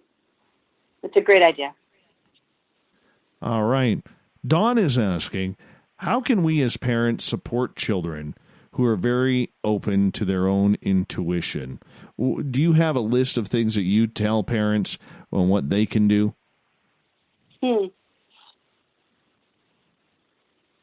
Well, a list, I think, is, I'm sort of, I'm very much a curator of individual experiences. So I have a lot of practices in my book, Spiritual Fertility, that really suggest things that people can do in their own practice, and they can also share that with their children. There's a lot of really great practices within that book about how to even start to listen, to cultivate intuition. They're very easy to explain to children. I have this one practice called the Golden Passport practice, where you start to pay attention to situations that you're in, if you feel contracted in your body or expansive in your body, right? So expansive is really about being in the parasympathetic nervous system response, and contracted is about being in the sympathetic nervous system response. And sympathetic is fight or flight, right? So that deep biological animal stuff where our stress hormones are going, we're not breathing, we're anxious. And this is a great way to teach kids about starting to pay attention to their environment and to start practicing and listening to how, as they move through different spaces, how their nervous system reacts. And as you start to train children in paying attention to that, you can also cultivate an understanding of their intuition, to listen to that, to start to practice it. So there's a lot of things I suggest. A lot of it is really dependent on the person, where they're at. So there's a lot of great practices and exercises in that book. There's certainly a lot of people, I would say, use your intuition to find the right tools for your children. But I do think it's a great to start to cultivate that for kids as early as possible, just to trust in it and to think of it as play and an art. It doesn't have to be perfect, as long as those doorways are open for them to, walk through. Okay, so getting back to the meditation side of everything, how can meditation help children? Meditation can help all of us, right? So how I wouldn't know what children? that's like. But remember, for me, meditation could be listening to music and driving. That could be meditative. I don't believe. Again, I'm anti. I think what works best is what works best for you. I am really a fan of people having unstructured time these days, and I'm really a fan of people getting into the expansive space where their nervous systems are really unhooked and relaxed. And meditation is one way that people have discipline in practicing that every day. It doesn't have to be that. It can be anything that gets your nervous system unhooked from being vigilant, from being in fight or flight, from being in sympathetic nervous system response. The sooner you cultivate that with kids, there's lots of long-term benefits for your health and being more relaxed, having less stress hormones. We're not even beginning to talk about the benefits on the spiritual level or the artistic level, the creative level. But yeah, I think, and some kids have more capacity than other kids, but I also think it's about being creative and finding that thing that just puts people into, happiness. Gotcha. So, what's a good way to teach children about meditation? Because, look, children need time to run around. They need time to frolic. They need time to play and express their imaginations with everything. And really it's a defining and creative source for them to really find out who they are, what they like, what they enjoy. I watch my son do that quite often. But for me to try and say, okay, son, we're going to sit on the floor and we're just going to meditate for a little bit, I wouldn't even know where to start with that. What's your advice to parents to starting that? Mm-hmm. Well, I know your child. Again, meditation doesn't have to be stillness. It doesn't have to be the vision that we have of sitting cross-legged, breathing quietly. Meditation can be movement. Meditation can be counting leaves in a tree. Breathing. Meditation can be many, many things. it doesn't have to be this concept of, closed eyes, quiet breathing. So I think there's quite a lot of exercises out there that are, again, like finding the one that works is really the best. The meditation that works is the one that you do. It's like the medicine that works is the one that you take. And you can have all of the vitamins and herbs lined up on your shelf, but if you don't take them, they don't work. So, meditation in general, I think, is for kids. Obviously, like a lot of times they'll do it if they see you practicing it. They want to join in. I know when I break out my yoga mat and do yoga, my daughter always wants to come up and do yoga with me. If I tell her to go do yoga, she's not going to do yoga, right? So, they model themselves after us. So, start your own practice. Like, look through a book, look online together, say which one looks good. Let's try this one together. Let's try this meditative practice together and see what it's like. If you don't like that one, move on to another one. Make it a joint effort to find one that works for you and do it together. Well, I practice body checking my son against every wall I can because he's a little hockey guy and I'm a hockey guy, and he hasn't body checked me back yet. So I guess I must not be teaching him very well then. Well, what is he, 6? Yeah, he's 6. Give him like a year or two. He whines and cries about, Dad, what did you do that for? I said, hey, it was a clean hit. My shoulders were down. My elbows were down.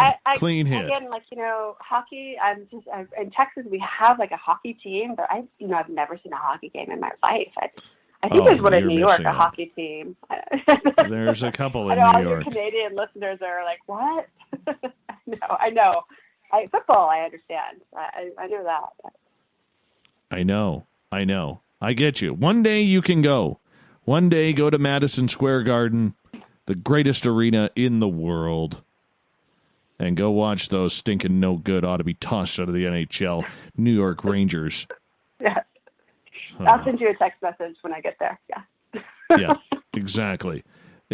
Tune into that. Meditate on that. Stinking, rotten, no good ought to be tossed out of the NHL New York Rangers. You can do that. We've got about 6 minutes here before we got to go to break. At the top of the hour, Dr. Julie Bond is our guest tonight on Spaced Out Radio. And I know that I can see the questions coming through here, so I'm going to continue to ask them, if you don't mind there, Dr. Bond, because I think the audience is asking some pretty darn good questions tonight. Great. Dee McKenna is asking, Dr. Vaughn, what do you think about using the human imagination as a creative force?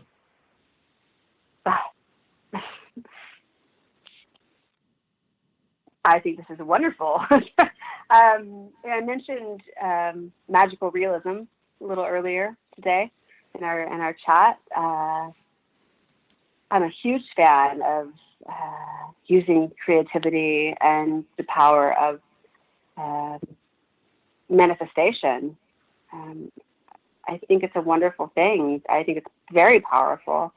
There's a lot of meditations I teach about, guided meditations where starting to visualize, your future self and getting really specific about things about, the way your hair looks, where you're sitting, the sounds, the people around you, using the creatives to really tap into your higher self, your over self, to kind of give you information about how to best journey or navigate the situations at hand. But that's a beautiful question. Big fan of manifestation, big fan of the creative mind. Sounds perfect. All right, let us move on to another question here. Big Cat is asking, what is about, hold on, what is this? Just sometimes the writing is a little unclear. Oh, okay. I know what they're saying. What is it about ADD? I read it as ad, pardon me. What is it about ADD that seems to be part and parcel with child intuitives? Well, that hasn't been my experience that it's part and parcel.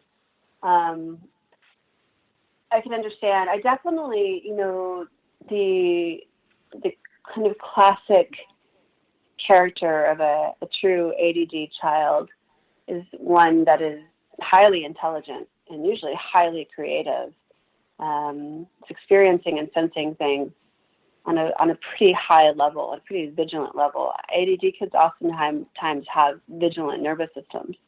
They move quickly, they receive information differently than other people, right? So that in and of itself is sort of, as I was referring to earlier, if you come up through a home that creates an environment where your nervous system becomes hypervigilant, you have more of a tendency towards intuition. Or if just your nervous system in general reads information differently, then you're going to have a more different capacity. So I think it has a lot to do with the way the senses intake information. I don't think it's necessarily part and parcel, but I do know there's a correlation. What about autism? I have friends with a number of friends with autistic kids, and their kids seem to be highly connected as well. Yeah, again, I mean, you know, you look at autism and you look at a highly sensitive being who's got a lot of responses to the environment that have a vigilance to them. I would say it's similar. You know, autism is quite a mystery. It's a mystery to all of us. You know, I think it's one of those things that is the moment you start to try to explain or describe, which is partially why it's such a difficult thing to parent, and the unknown aspects of it are very difficult. But if we're linking it to intuition, then I would say that it has the same kind of rooted in the same characteristics that I just described with ADD. Okay, so are there any types of mental health issues that are surrounded by being intuitive with children, or does it just affect everybody? Or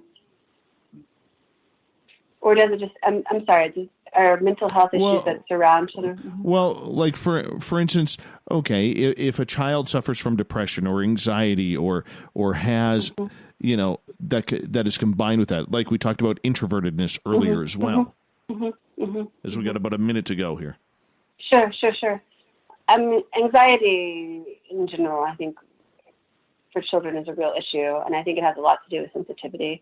If you look physiologically at the body of a child, a lot of times digestive issues, chronic digestive issues, you know, the gut. We talk about trusting your gut, or your gut will tell you. And it starts for children when they can't express with the intelligence that we have of describing things with words, with sentences. Their bodies oftentimes will tell us a lot physiologically. So, I mean, I look even physiologically at stomach aches. There's problems with the stomach and digestion oftentimes are indicative of feeling things or the gut being off. But anxiety is almost the next step. Anything so we get into the emotional level. For kids, sometimes it's easy to, you know, the body is where a lot of it's processed. They don't have the emotional intelligence or maturity that we do. The body really shows a lot for kids what's going on. All right, Dr. Vaughn, I'm going to get you to hold on right there because we are going to go to break here at the top of the hour. Dr. Julie Vaughn, we have her for another 30 minutes on Spaced Out Radio in Hour 3. Then we're going to get to the news of the night with the SOR Newswire and the Thought of the Day to wrap this thing up. More on Spaced Out Radio with Hour 3, including your questions in the chat rooms on Spaced Out Radio.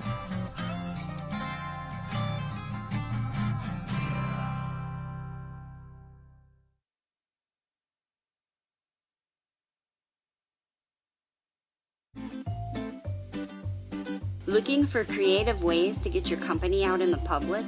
How about advertising on Spaced Out Radio? Our sales department is waiting to hear from you, and we can work around any budget. From commercial spots to banners to special promotions, there are many opportunities to get your name and product out to our SOR listeners. For a price guide and more information, please contact us at sales@spacedoutradio.com. We all know on Spaced Out Radio we love a good beard and mustache, so why not take care of your facial hair with Mighty Moose Beard Oil?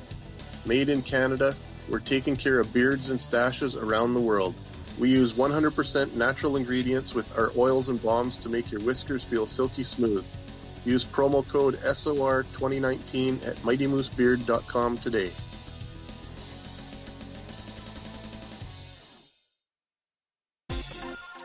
For the price of 1 cup of coffee a month, you can become an SOR Space Traveler. The Space Travelers Club is a place where you can interact with other listeners, either live during the show or on our great forum. We want your stories, pictures, comments, and ideas. You'll get live video streams, exclusive content, and be a part of our newsletter. Stay in touch with everything SOR. The Space Travelers Club is just $5 a month at spacedoutradio.com.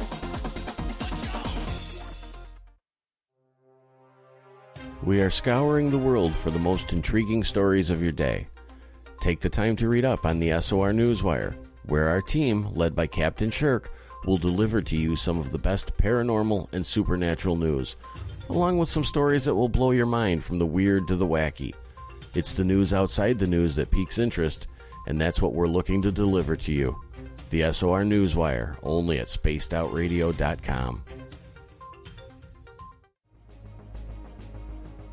Hello everyone, this is Ryan Stacy from the Experiencer Support Association, otherwise known as TESSA.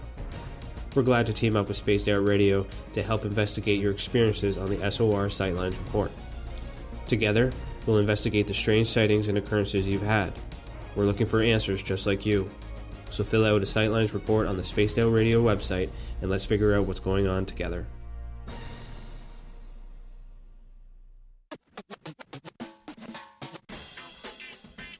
The SOR Vault is open for business, and do we have some cool swag for you to pick up? All you have to do is head over to our website and click on the SOR Vault. You have a variety of cool logos to choose from, and put them on anything you want. T-shirts, hoodies, hats, coffee mugs, you name it, we can get it to you. So do your shopping by supporting the store you love. Get your Spaced Out Radio swag at the SOR Vault today.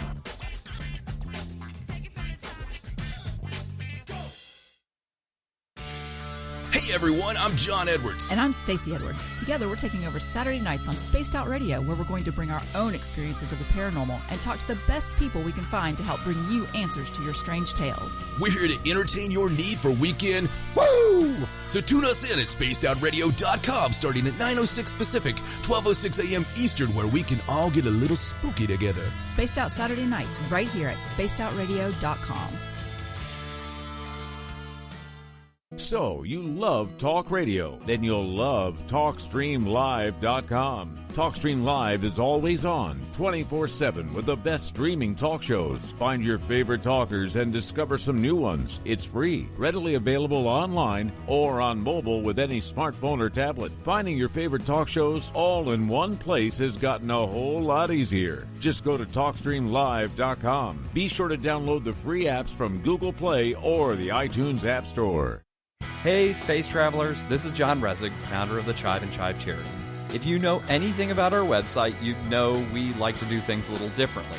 We're not some faceless organization collecting money for a nebulous cause. Our donor dollars go directly toward life-improving items. Then we give those items directly to an underdog who needs it most.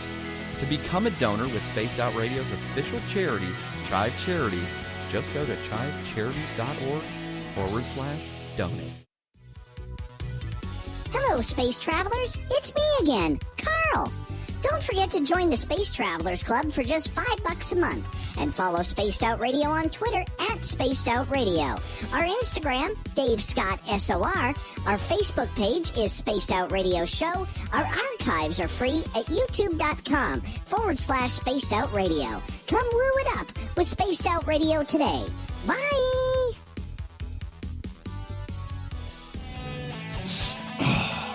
I'm feeling a little spicy tonight.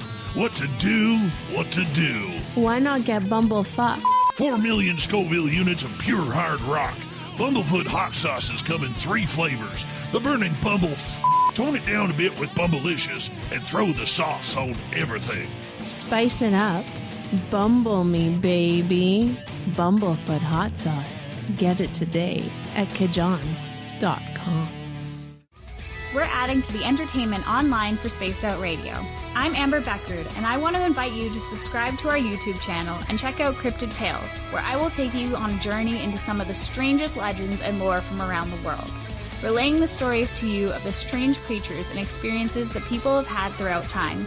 You can find Cryptid Tales at youtube.com/spacedoutradio. And while you're there, don't forget to check out our free archives and leave a comment. See you there. The party is always on at the Moose Vancouver. The Moose Vancouver is where you want to be when visiting Canada's West Coast.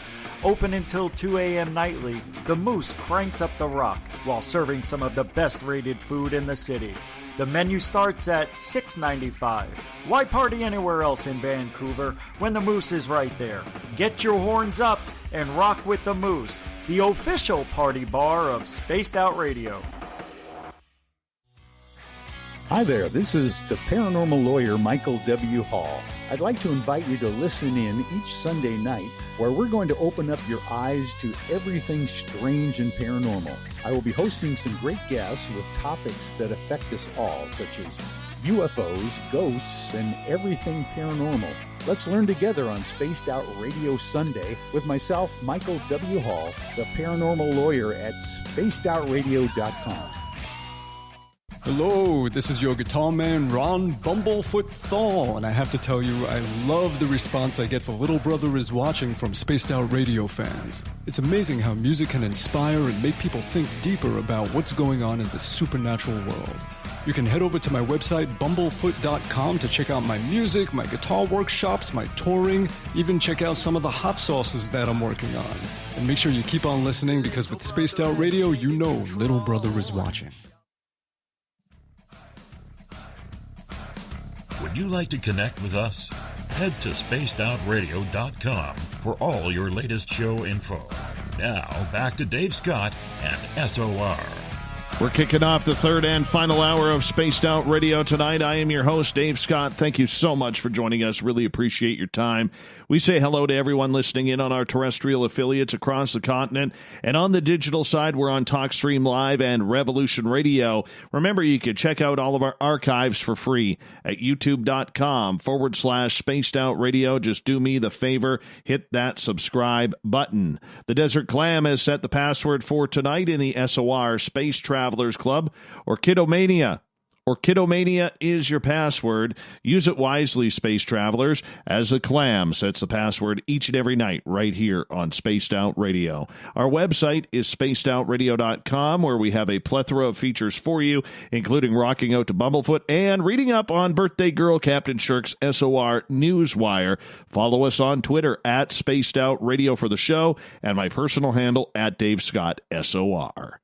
For the final time tonight, we introduce our guest, Dr. Julie Vaughn. We're talking child intuition. How smart are children when it comes to their intuitive side? She also has a great book. You can find it on Amazon and major bookstores, called Spiritual Fertility, Integrative Practices for the Journey to Motherhood. If you want to check that on out as well. Dr. Vaughn, welcome back to Spaced Out Radio. Hello. Hello. Good to have you here. You too. All right. So, when it comes to children and parents start recognizing the fact that, you know, it's not just imagination that they are using, that they have to be able to tell this story, how important is it for parents to actually sit down and listen to the fact that their child is expressing their feelings from what they know or what they recall, whether it's from a previous life or whether it's from something intuitive they are picking up? How important is it? Extremely. Extremely. I think I'm reminded of a really brilliant doctor who I studied with, Dr. Catherine Mathieu is her name. She's a French doctor who's worked intensively in neonatal units and with adopted children and surrogacy and reproductive medicine for 40 years, long time. She taught me and teaches about the importance of, in her realm, you know, she works a lot with medicine and reproductive medicine. She talks about the more, we'll use this as a metaphor, the more science you use in trying to describe where a child comes from. If you say, oh, well, the doctor, in say an IVF, the doctor helped us. We went to the doctor, and the doctor did this, and the doctor did this, and then we had you, and this is it. That, her emphasis is always when you use that as a description of how someone is born, versus we were so in love. There was so much love between us. We had, between us we had so much, and we really longed for you. We wanted you. Even if you use the doctor, the difference in the romanticism, the story, a child wants to hear the legend, the mythology of their being. To interject facts and science, it's a beautiful thing too, but it's also, kids like mythology. They like the story. We tell them bedtime stories. We don't read them facts. So when holding space to listen to their intuition, to the magical way that they interpret the world, what you're doing is you're formulating their own personal narrative, their own personal story, which is essential and important for all of us to have. The legend of our lives, right? How we came about. Yeah. I think every day we're writing our own book. Exactly. So part of that, it depends, really. I mean, obviously, if you're listening to this interview and you're interested in it, and your kids are, you're thinking about, you had the experience in yourself, and thinking, yeah, I was a really intuitive kid. Nobody listened to me. I want to do something different for my kids. Then they're going to find a way to include that in their own narrative, in their own mythology, and you'll find a way to hold a space for them to listen. I like this question by Chris in our chat room, and he is asking, can intuition be corrupted? Can intuition be corrupted? Yes. Absolutely. Usually by the person who doubts it themselves. And the number one fear, you could talk about, most of it I think is insidious. It comes from our own fear, personally.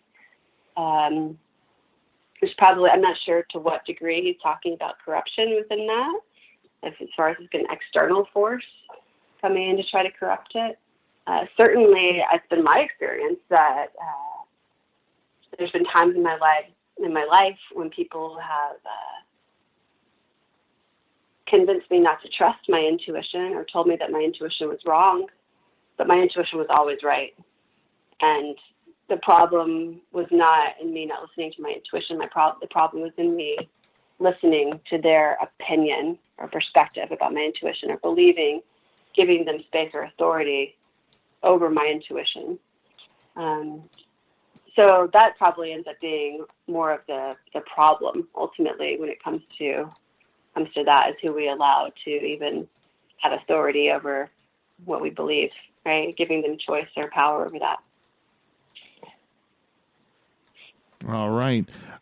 Brutus is asking, he says, children are very smart. For instance, they understand right from wrong much better than we do as adults. Do you ever think we will actually take the time to listen to their wisdom? First of all, I love this name, Brutus. This is an amazing name. It's the best name, Brutus.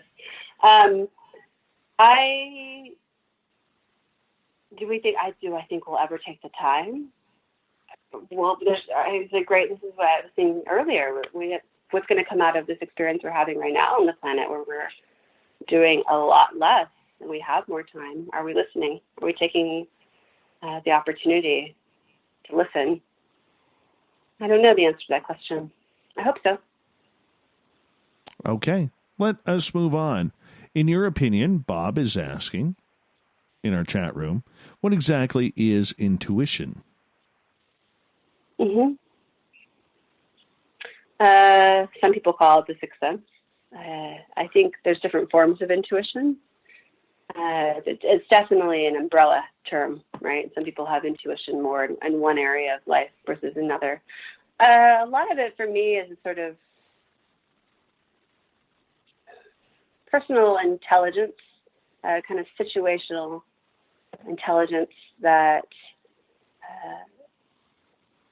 extends beyond the rational understanding. It's very much tied to the sensory. It's very much tied to the unseen. It's very much tied to a sort of internal processor of information. Something you feel in your gut, something you feel in your heart. Mm-hmm. So when you are looking at the intuition of a child, can you personally tell right away if a child is gifted or is tapped into their own gifts? I can, yeah, I can. Okay. Mm-hmm.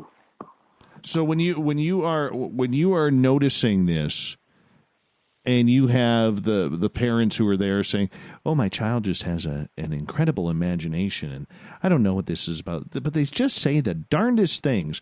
What is your reaction professionally to something like that? Right. So you're asking like, if the parents aren't quite aware of what they have on their exactly. hands. Right. Well, I mean, it's my job to be an advocate in that moment. Right? If they've actually gotten them to me, then there's something important that's happening. I think that all the meetings we have in life, all the interactions are opportunities to, these moments of even when you think back to your childhood and your life, where you meet somebody who changes the course of your life, and maybe they were in your life for a very small amount of time. I'm thinking back, I was a clerk at a gift shop at Embassy Suites when I was, 18, and had one conversation with this man who was an attorney from, New York. One conversation with him about a life path, 5-minute conversation. It's stuck with me to this day. There's always this capacity to influence the children, people in our lives, by just really showing up and showing them a different pathway, giving them an example of what a life can look like outside of the one that they're exposed to. It's a great question. I think it's, for me, the ethic is to always advocate for the sensitive person, for the underdog, for the person who's underrepresented, who doesn't have a voice. And oftentimes that is children, unfortunately. I've heard a lot of stories over the years of children telling their parents, "I chose you," or "Mommy" or "Daddy, do you remember when I chose you to be my mommy and daddy?" And to me, that is just a very profound statement, very powerful, very emotional, all at the same time. I'm curious, where would a child get that from? Is that from the other side before they're born, or is that just being cute? Probably, maybe both. Definitely, there's a legacy of, again, when I was doing a lot of research for my book, and I was trying to find the documents in the world history, the most clearly written and documented stories of reincarnation and coming back into life.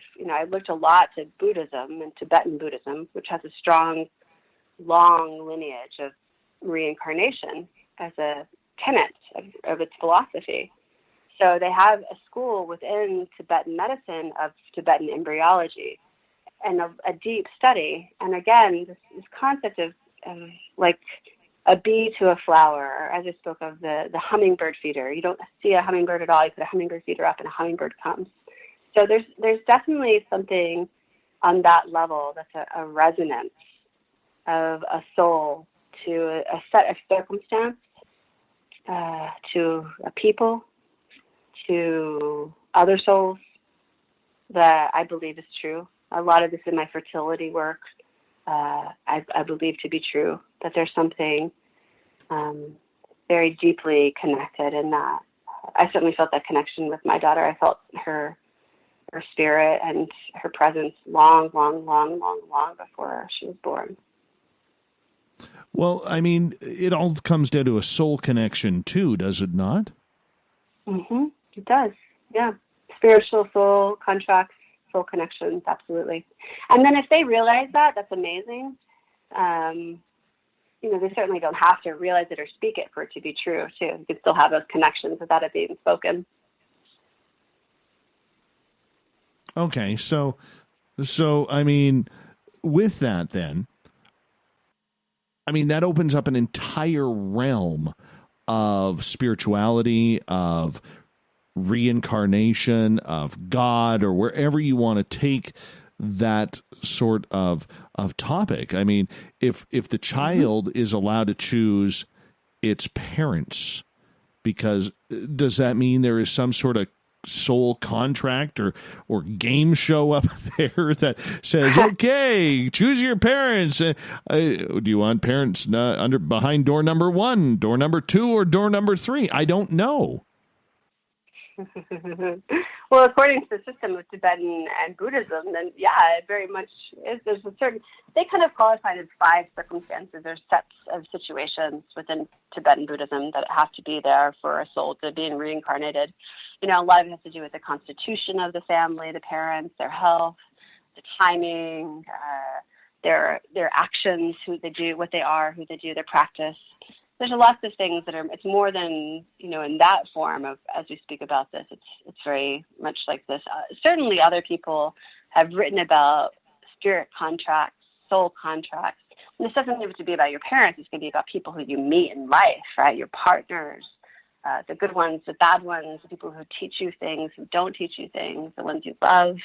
There's, you know, this idea that there's a sort of predestiny for certain people we'll meet who will activate things within us, or who will provide different pathways for our becoming, or our own incarnation, our own development.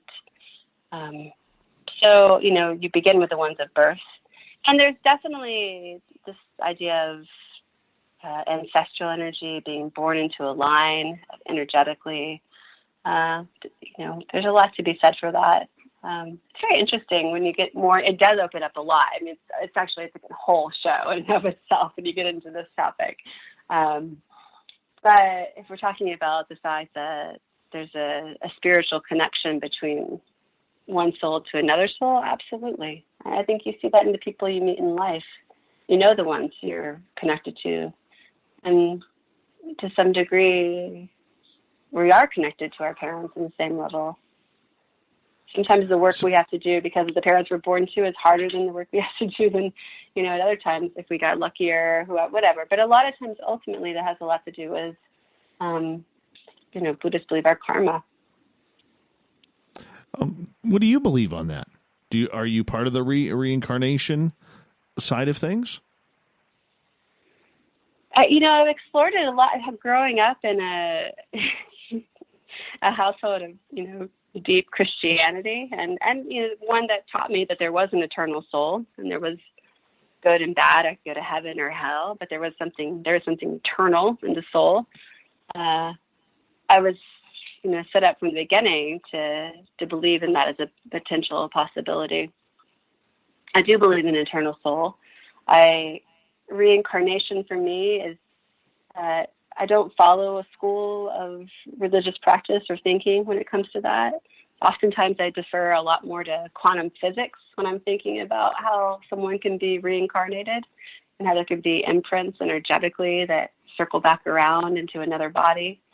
A lot of uncertainty on it. I do believe in an eternal soul, though. I believe in a divine intelligence, kind of cosmic air traffic control, as I call it, and I do believe in an eternal soul. I think a lot of us do. I do too. Mm-hmm. I'm just not sure if I'm sold on the whole reincarnation bit yet. Sure. I'm leaning that way. All right, let's get to Joe. Let's get to Joe's question, as we only got about 4.5 minutes left with you tonight. Joe has beautiful hair as well, just so you know. Fantastic beard. Awesome. Yeah. He says, if souls get to pick their parents, why do some souls pick complete jerks for parents? Yeah, exactly. Yeah, well, why do we fall in love with jerks too, right? I don't know. I think it's, you know, I mentioned this in the break earlier, but in Hinduism, one of the most venerated gods is Kali. The goddess Kali, who is, if you've seen the sculpture, we've all seen the sculpture. She's a wicked goddess standing on the heads of men with like a head in her hand, and her tongue sticking out. Actually, little interesting fact, the Rolling Stones logo, with the big tongue hanging out. Mick Jagger asked the illustrator to design that after the tongue of the Hindu god Kali, right? So it's a really cool thing that the Rolling Stones, logo is the goddess Kali's tongue. But Kali actually brings into your life death, destruction, divorce, illness, etc., etc., etc., to keep you on your spiritual path. This is her whole gig. She's the most loving of all the gods, but she brings devastation and destruction to keep you on your spiritual path. So I've struggled with this topic quite a lot, working in fertility and working with people who are good people, good-hearted people with lots of love and great hearts and good homes, struggle having children, while other people who are haphazard about it, don't care, don't really put in the work, who aren't the best parents, easily can do it. And I don't have a clear answer for that, other than I think we all get visitations from Kali in our life, no matter what. And sometimes they happen early on, sometimes they happen later on, but for all of us, they happen. That's very cool. That's very cool. Do you believe it has everything to do with these so-called spiritual life lessons we have to learn in order to upgrade our spiritual fulfillment? Well, fulfillment is the word I would not use when it comes to spirituality. I think it's,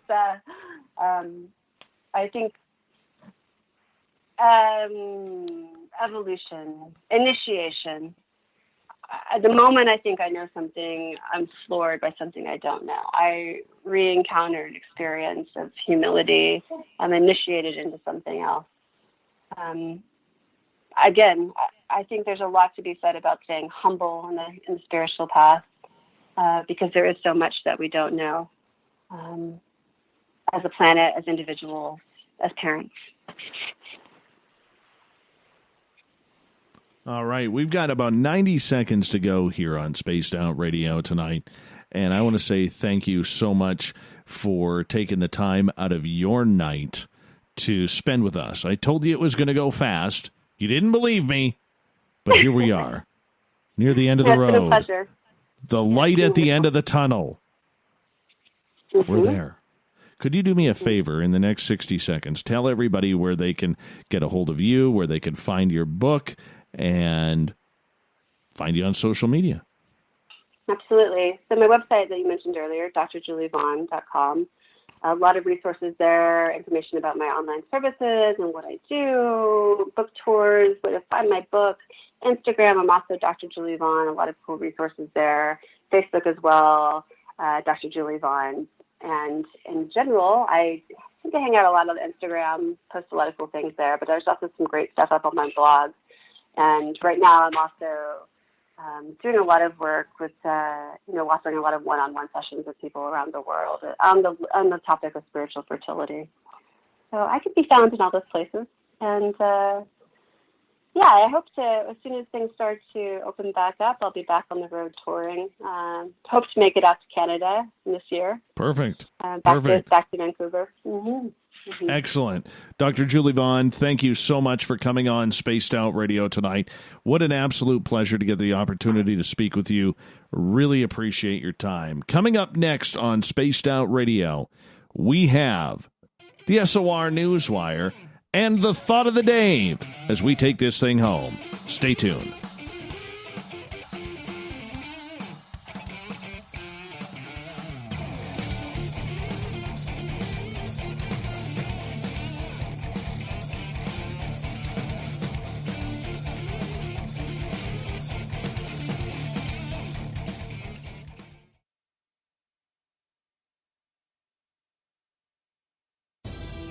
At spacedoutradio.com, we are keeping you up to date on all the news with the SOR Newswire. Captain Shirk leads the team that is bringing you the news of the day and exclusive stories on everything paranormal and supernatural. It's free to read, it's updated daily, and it's right there for you. The SOR Newswire is a one-stop shop for the news of the day. Check it out at spacedoutradio.com today.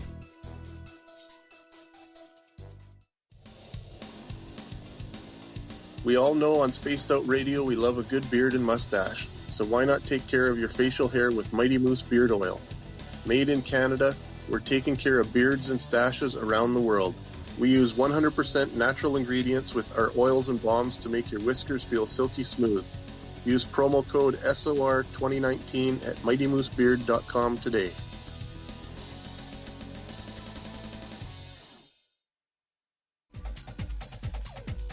Hey everybody, the SOR Space Travelers is open. For just $5 a month, you can hang out with Dave and our crew privately in our members-only section. With your signing, you'll receive newsletters on what's going on with Spaced Out Radio. You'll have direct contact with the host during the show in our chat, live streaming videos, and a great forum for your posts and more. Become a space traveler now at spacedoutradio.com.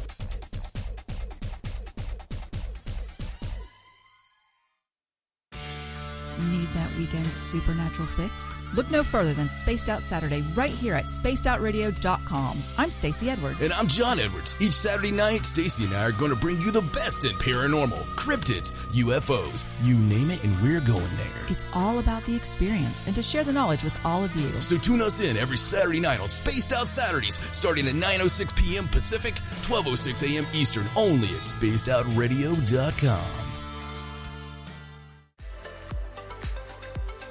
Are you looking for great advertising value for your company? Look no further than Spaced Out Radio. We have a multitude of places to get your name out there, including commercial ads during the show, special promotions, and banners on our website. Our audience is proven to support the companies that support our show. We can make your budget work for you. So for more information, please contact us at sales@spacedoutradio.com. Hey, Spaced Out Radio fans! It's John Resig, founder of the Chive and Chive Charities. Our goal is to make the life of veterans, first responders, and those with rare medical conditions 10% happier. We do this by donating one grant item, ranging from dance to therapy programs to prosthetic limbs, to those who need it most. To contribute to Spaced Out Radio's official charity, head over to chivecharities.org and become a donor today. Hi there, this is the paranormal lawyer Michael W. Hall. I'd like to invite you to listen in each Sunday night where we're going to open up your eyes to everything strange and paranormal. I will be hosting some great guests with topics that affect us all, such as UFOs, ghosts, and everything paranormal. Let's learn together on Spaced Out Radio Sunday with myself, Michael W. Hall, the paranormal lawyer at spacedoutradio.com. Hello, space travelers. It's me again, Carl. Don't forget to join the Space Travelers Club for just $5 a month and follow Spaced Out Radio on Twitter at Spaced Out Radio. Our Instagram, Dave Scott SOR. Our Facebook page is Spaced Out Radio Show. Our archives are free at youtube.com/Spaced Out Radio. Come woo it up with Spaced Out Radio today. Bye! Hello, this is your guitar man, Ron Bumblefoot Thaw, and I have to tell you, I love the response I get for Little Brother is Watching from Spaced Out Radio fans. It's amazing how music can inspire and make people think deeper about what's going on in the supernatural world. You can head over to my website, bumblefoot.com, to check out my music, my guitar workshops, my touring, even check out some of the hot sauces that I'm working on. And make sure you keep on listening, because with Spaced Out Radio, you know Little Brother is watching. Cold drinks, great food, and the best music in Vancouver. The Moose Vancouver is the place to be, open until 2 a.m. nightly. Everything on the menu starts at just $6.95. Who serves food that cheap anymore? At the Moose, you'll never know who you'll run into. Rock stars, actors, athletes. It's the place everyone wants to be. So join us at the Moose Vancouver, the official party bar of Spaced Out Radio.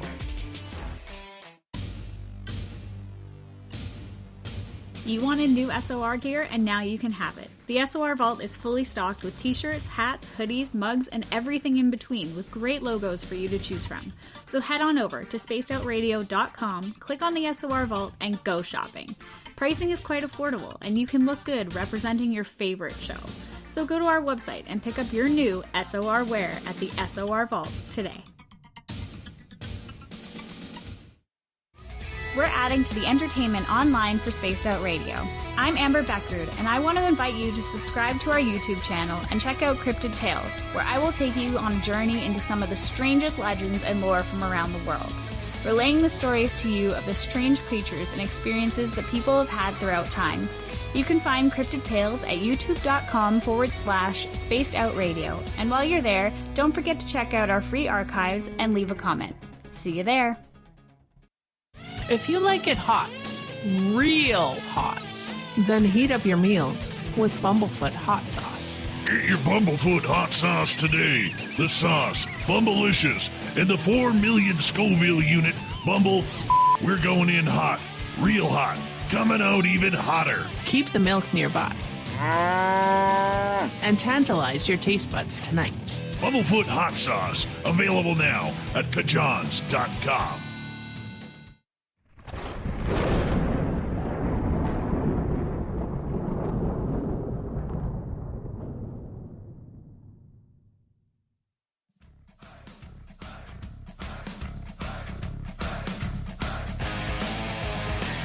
We've rounded third. We're heading for home tonight on Spaced Out Radio.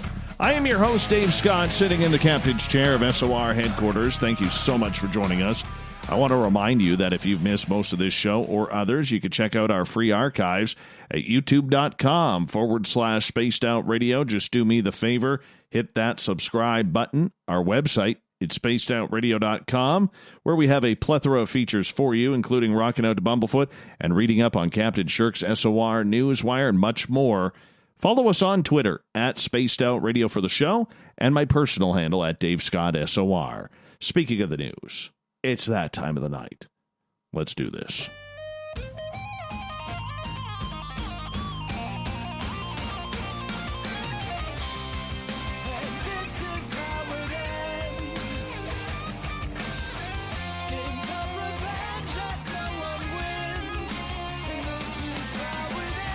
The news is always changing, which is why we bring you the SOR Newswire at the back end of every show, where we get to the weird, the wacky, and the sometimes unknown. Start off in Washington State, where a loud booming sound was reported by multiple witnesses in what was likely a meteor exploding over the area, experts say. The American Meteor Society said several reports came in about a bright object streaking across the sky over Puget Sound around 7 p.m., followed by a loud boom that some witnesses said caused their homes to shake. This happened on Wednesday night. The more I read, the more I'm inclined to believe this was a fireball, which is a meteor that is larger than, brighter than normal. Bob Lunsford with the American Meteor Society stated, "I am certain now that this was a meteoric event." Lunsford said the timing of the sighting and the boom, which occurred about 3 minutes after the streaking light, was noted, making sense for a larger-than-normal meteor explosion. If this was larger than normal, then the sound could have originated from a higher altitude, so a delay of 3 minutes is entirely possible, Lunsford stated. Space.com said the annual ETA-acquired meteor shower, which is caused by Earth's orbit crossing through debris from Halley's Comet, peaked early Wednesday morning, but will continue to cause sightings for a few weeks. This is aliens. This is complete aliens. Or maybe it's that kid in Utah driving his mom's vehicle into another vehicle to cause that boom. Instead of heading west to California, he headed northeast or northwest to Washington State. I don't know. Still hate that kid. I know, he's only 5, Dave. He's only 5. Let it go. Let it go. By the way, we do have to give a shout out to our illustrious captain, Captain Shirk, who takes care of the SOR Newswire. She is celebrating a birthday today, and the poor girl is not feeling very good. I know she's lying in bed there, but everybody out there, just do me a favor, out in Radio Land and YouTube Land, just say happy birthday, Captain Shirk. Just happy birthday. She would like that. Thank you for that, because she does a lot for us here, and we absolutely love her. Absolutely love her. Can't understand her fetish for Rob Zombie, Marilyn Manson. However, we love her nonetheless. Fear of catching COVID-19 will now cost you more than sleep in Ohio. The Ohio state government has asked employers, if this isn't communistic, I don't know what is. They've asked employers to report anyone who refuses to return to work because they are concerned about the coronavirus pandemic. Reported workers may be ineligible for unemployment benefits. The coronavirus has now claimed more than 73,000 lives in the United States, more than 1,000 of them in Ohio alone. Quarantine measures have triggered an unprecedented wave of job losses, and the state's unemployment fund is in crisis. Ohio's Department of Job and Family Services has now asked employers to report employees who quit or refuse to work when it is available due to COVID-19. The information collected on the COVID-19 employee fraud form can be then used to evaluate potential unemployment benefit claims from people who are refusing suitable work and are thus ineligible for benefits. Ohio started reopening non-essential businesses last week. Polling shows the majority of the state's residents oppose reopening the economy, and the state, like the rest of the U.S., still lacks the test to assess the true scale of infections. An email sent to employees last Friday notifying them of the form said Ohio law prohibits individuals from receiving unemployment benefits if they refuse to accept offers of suitable work or quit work without good cause. Kimberly Hall, the department head, says that the department will look at claims of employee fraud on a case-by-case basis. We recognize that there could be a difference of opinion in regards to whether or not an employer is meeting health and safety standards. It's basically a reasonable person standards. Like many states, Ohio has been grappling with the challenges of balancing the health of the economy while COVID-19 related deaths continue in the state. As of Wednesday, Ohio had seen over 21,500 cases of the virus with 1,114 confirmed deaths. The state also saw 90 deaths on Wednesday, the second highest day after April 29th. Let's move on here. This is freaky. Everybody has almost seen that old black and white video of the Tacoma Narrows Bridge collapse. Remember when the high winds came across the Pacific and the bridge was literally rocking like a roller coaster? Yeah, well, that viral video, it's back. But in a newer, better form. It's color. So the video happened to be taken in Human Pearl River Bridge in China that's waving like the surface of the ocean, even when the bridge is crowded with cars. Yeah, there was rush hour traffic while this was happening. How much can a suspension bridge oscillate before it's a danger to the public? This is a complex question that has puzzled engineers since the invention of the suspension bridge. The footage is absolutely terrifying, and officials actually closed the bridge as soon as they could clear it from cars. And once again, it was reminded that it's Tacoma Narrows. Well, people have popular imagination blames harmonic resonance, while popular imagination blames harmonic resonance for that disaster, a phenomenon where naturally occurring wavelengths match up and magnify one another. The real cause of the Tacoma Narrows collapse is likely a combination of faulty but well-meaning engineering and in the incentive of saving money on extra steel. To be fair, the phenomenon of aerodynamic instability wasn't understood at the time very well, says Alex Pasternak. All bridges must tolerate flexion. Virtually all structures, period, must have flexibility to settle and move at least a little bit. Skyscrapers would wave in the wind most harmlessly, if not for careful engineering to ensure that people could stay in comfort inside. See, that's why I don't like them tall buildings. Anyways, China's state media released an account of what happened. It says, it is reported that the Humen Bridge is under maintenance and a 1.2 meter high retaining wall has been added to the bridge deck, destroying the streamline of the section and causing vortex vibration. At present, the retaining wall is being demolished. What does this mean? Well, part of the reason suspension bridges are wind tolerant is because they are streamlined, meaning they present as little resistance to the through-flowing wind as possible. When engineers added a 4-foot wall to the suspension portion of the Hunan Bridge in Guangdong, China, which opened 20 years ago. They added mounts to capture a wind sail. Wind rushes over the wall, creates an air vacuum that pulls the surface of the bridge up and down. Could you imagine being on that when that is happening? Oh my God, that's freaky. Freaky. All right.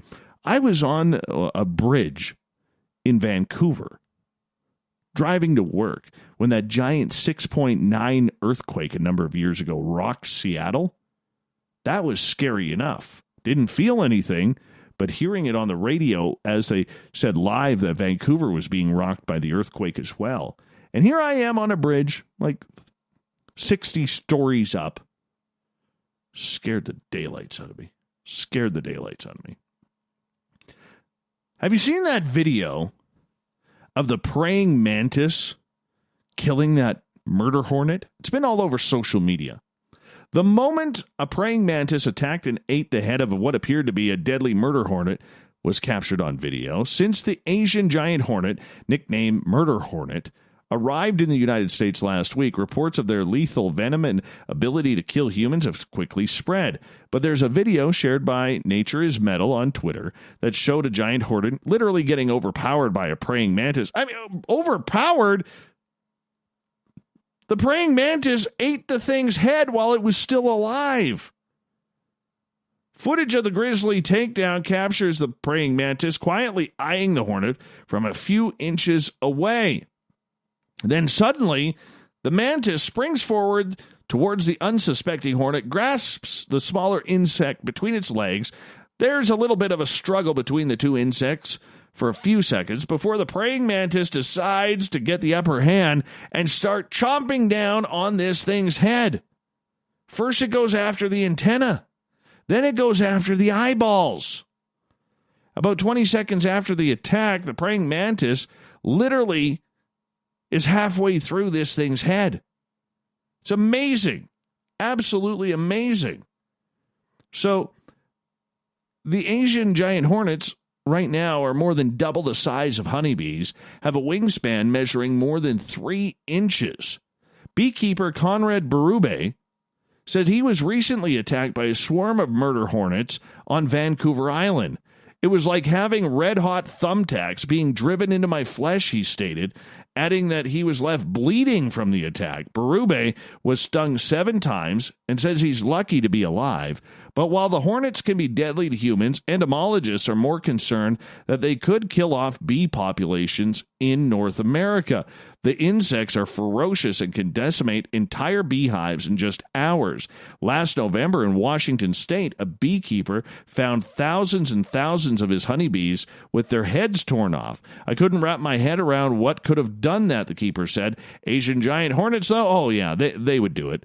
Yeah, they nest in the ground for most of the year, but are most active between July and November. Now entomologists are embarking on a full-scale hunt for the hornets before they breed and become widely established in North America. So if you see these things, like if they're in your house, just burn your house down. It's just that simple. Burn your house down or go buy some praying mantises and let them take them on out. Let them take them out. Police in northern China charged a man with attempted murder after he was allegedly buried his mother in an abandoned grave where she was found traumatized but alive after 3 days covered by loose dirt. The man's wife told police her husband carried his mother away in a wheelbarrow on May 2nd. When she failed to return 3 days later, police were informed and the man was placed in detention. Rescuers said despite the woman's ordeal, she was faintly calling for help as she was freed, according to a police statement. The man was identified as a 58-year-old with the surname Ma. His 79-year-old mother, surnamed Wang. Ma Wang. She is partially paralyzed, and her son was apparently fed up with having to constantly take care of her. What a jerk.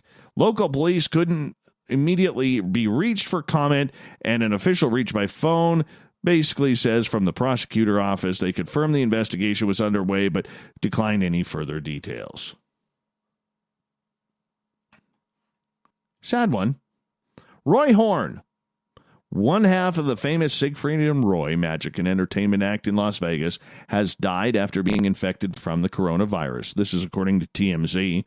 We just got a statement from Siegfried, who told us today the world has lost one of the greats of magic, but I have lost my best friend. From the moment we met, I knew Roy and I together would change the world. There could be no Siegfried without Roy, and no Roy without Siegfried. Siegfried goes on, Roy was a fighter his whole life, including during these final days. I give my heartfelt appreciation to the team of doctors, nurses, and staff at Mountain View Hospital who worked heroically against the insidious virus that ultimately took Roy's life. Roy died on Friday, a little more than a week after testing positive for COVID-19. Horn and Siegfried were a staple in Las Vegas for more than a decade, and they were well known for their daring performances with tigers and big cats. Roy was famously mauled by a 380-pound white tiger, Manticore, way back in 2003 during a performance at the Mirage. The tiger bit Roy by the neck during an act and dragged him off stage. Siegfried and Roy claimed then, and always maintained, it was not an attack. Instead, they say Roy was having a mini stroke and the tiger actually saved his life by dragging him off stage. The incident left Roy partially paralyzed, and it basically ended Siegfried and Roy's act as they knew it, though they later performed live with the tiger once again in 2019 for ABC's 2020. Roy was 75 years old. And finally tonight,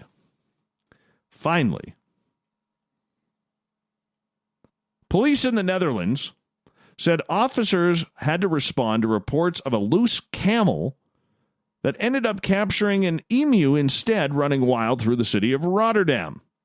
Central Shireland Police said a call came in reporting a camel with 2 humps was wandering loose in one of their areas. Responding officers could find no trace of a camel, but the emu seemed a little out of place. Small difference between a camel and an emu, police joked on Twitter.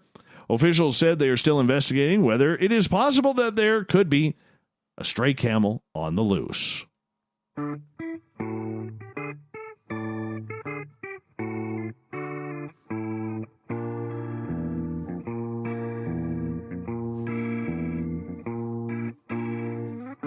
Thought of the day happens every night at this time, where we ask a question on our Facebook and Twitter pages, then read your responses on the air because we love the audience participation around here.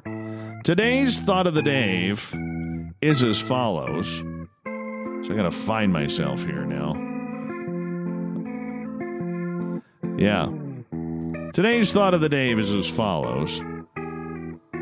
What is your thoughts of child intuition? J.A., otherwise known as Joyce. My sister dreamed of our house fire 2 weeks before it occurred. She was 8 years old. Oh, my goodness. Could you imagine? Sparkles. I believe children are very often intuitive.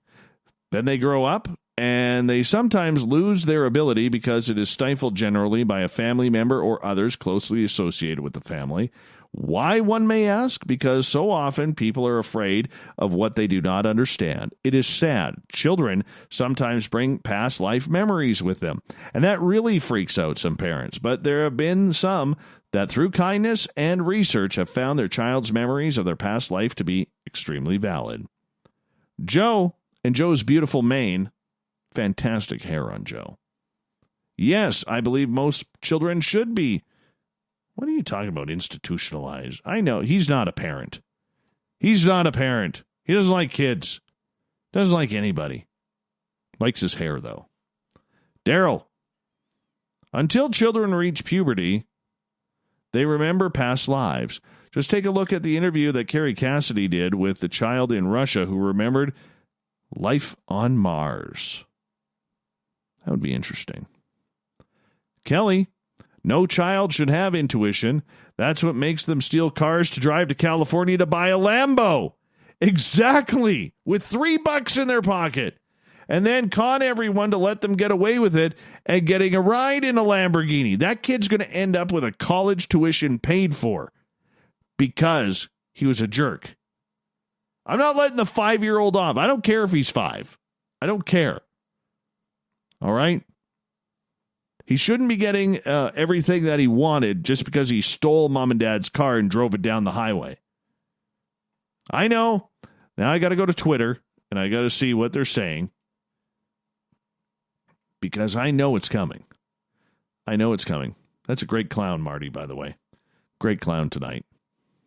Fantastic clown. Hate that kid. Kevin, I believe we have seen compelling evidence showing that children possess the ability to see through the membrane that separates us from the spiritual world. It is up to the investigator to glean details from the subject in a manner that keeps their focus while maintaining trust. And candy helps as well. All right, Parker, it's all the same. When my kids were small, I'd play a little psychic game with them where I would ask them to think of a color. Then I'd say, imagine the color is as thick as paint and you're swimming in it in a pool. We'd go back and forth and they'd be able to guess mine or theirs with about 85% accuracy. Another mention was that I would suggest that they look at a person's third eye area when guessing the color, so that helped in accuracy as well. My daughter ended up being very psychic and has learned to study it. I gave her a remote viewing target, a colorful sailboat with coordinates. She was blind to target, and she got it on the first try and drew a very distinctive sailboat. She was about 7 or 8 at the time. I encouraged both not to be afraid of ESP, that it was a natural human ability we all share. Thank you to everybody participating in today's Thought of the Dave. We will do it all again very, very soon because that's what we do around here. It'll be on Twitter and Facebook. So make sure you check it out. Thank you to the birthday girl, Captain Shirk, for putting together the SOR Newswire on her birthday. The job never ends. And to Dr. Julie Vaughn for coming in talking about child intuition. We got Mr. Ron Bumblefoot Thal rocking in the background with Little Brother is Watching. Bumblefoot is the official music of Spaced Out Radio, rocking us in and out of every single show. Get your horns up for the guitar god himself. Special thanks to everybody listening in at work, at home, in your cars, wherever you may be. Thank you to everybody participating in our chat rooms on YouTube, LGAB, Spreaker, Revolution Radio, Facebook, the SOR Space Travelers Club on our website, and to all the snarkers and snarkettes on Twitter at hashtag Spaced Out Radio. Please remember, this show is copyright by Spaced Out Radio and SOR Media Ventures Limited. Thank you so much for choosing to share your evening with us, because together, my friends, we're watching. We own the night. Mr. Bumblefoot, we need a favor. We need you to take us home.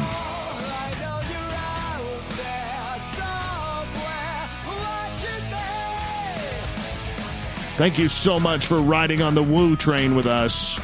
We will continue to roll very, very soon. Your seat is always saved. There's always room. So come for the ride. Good night.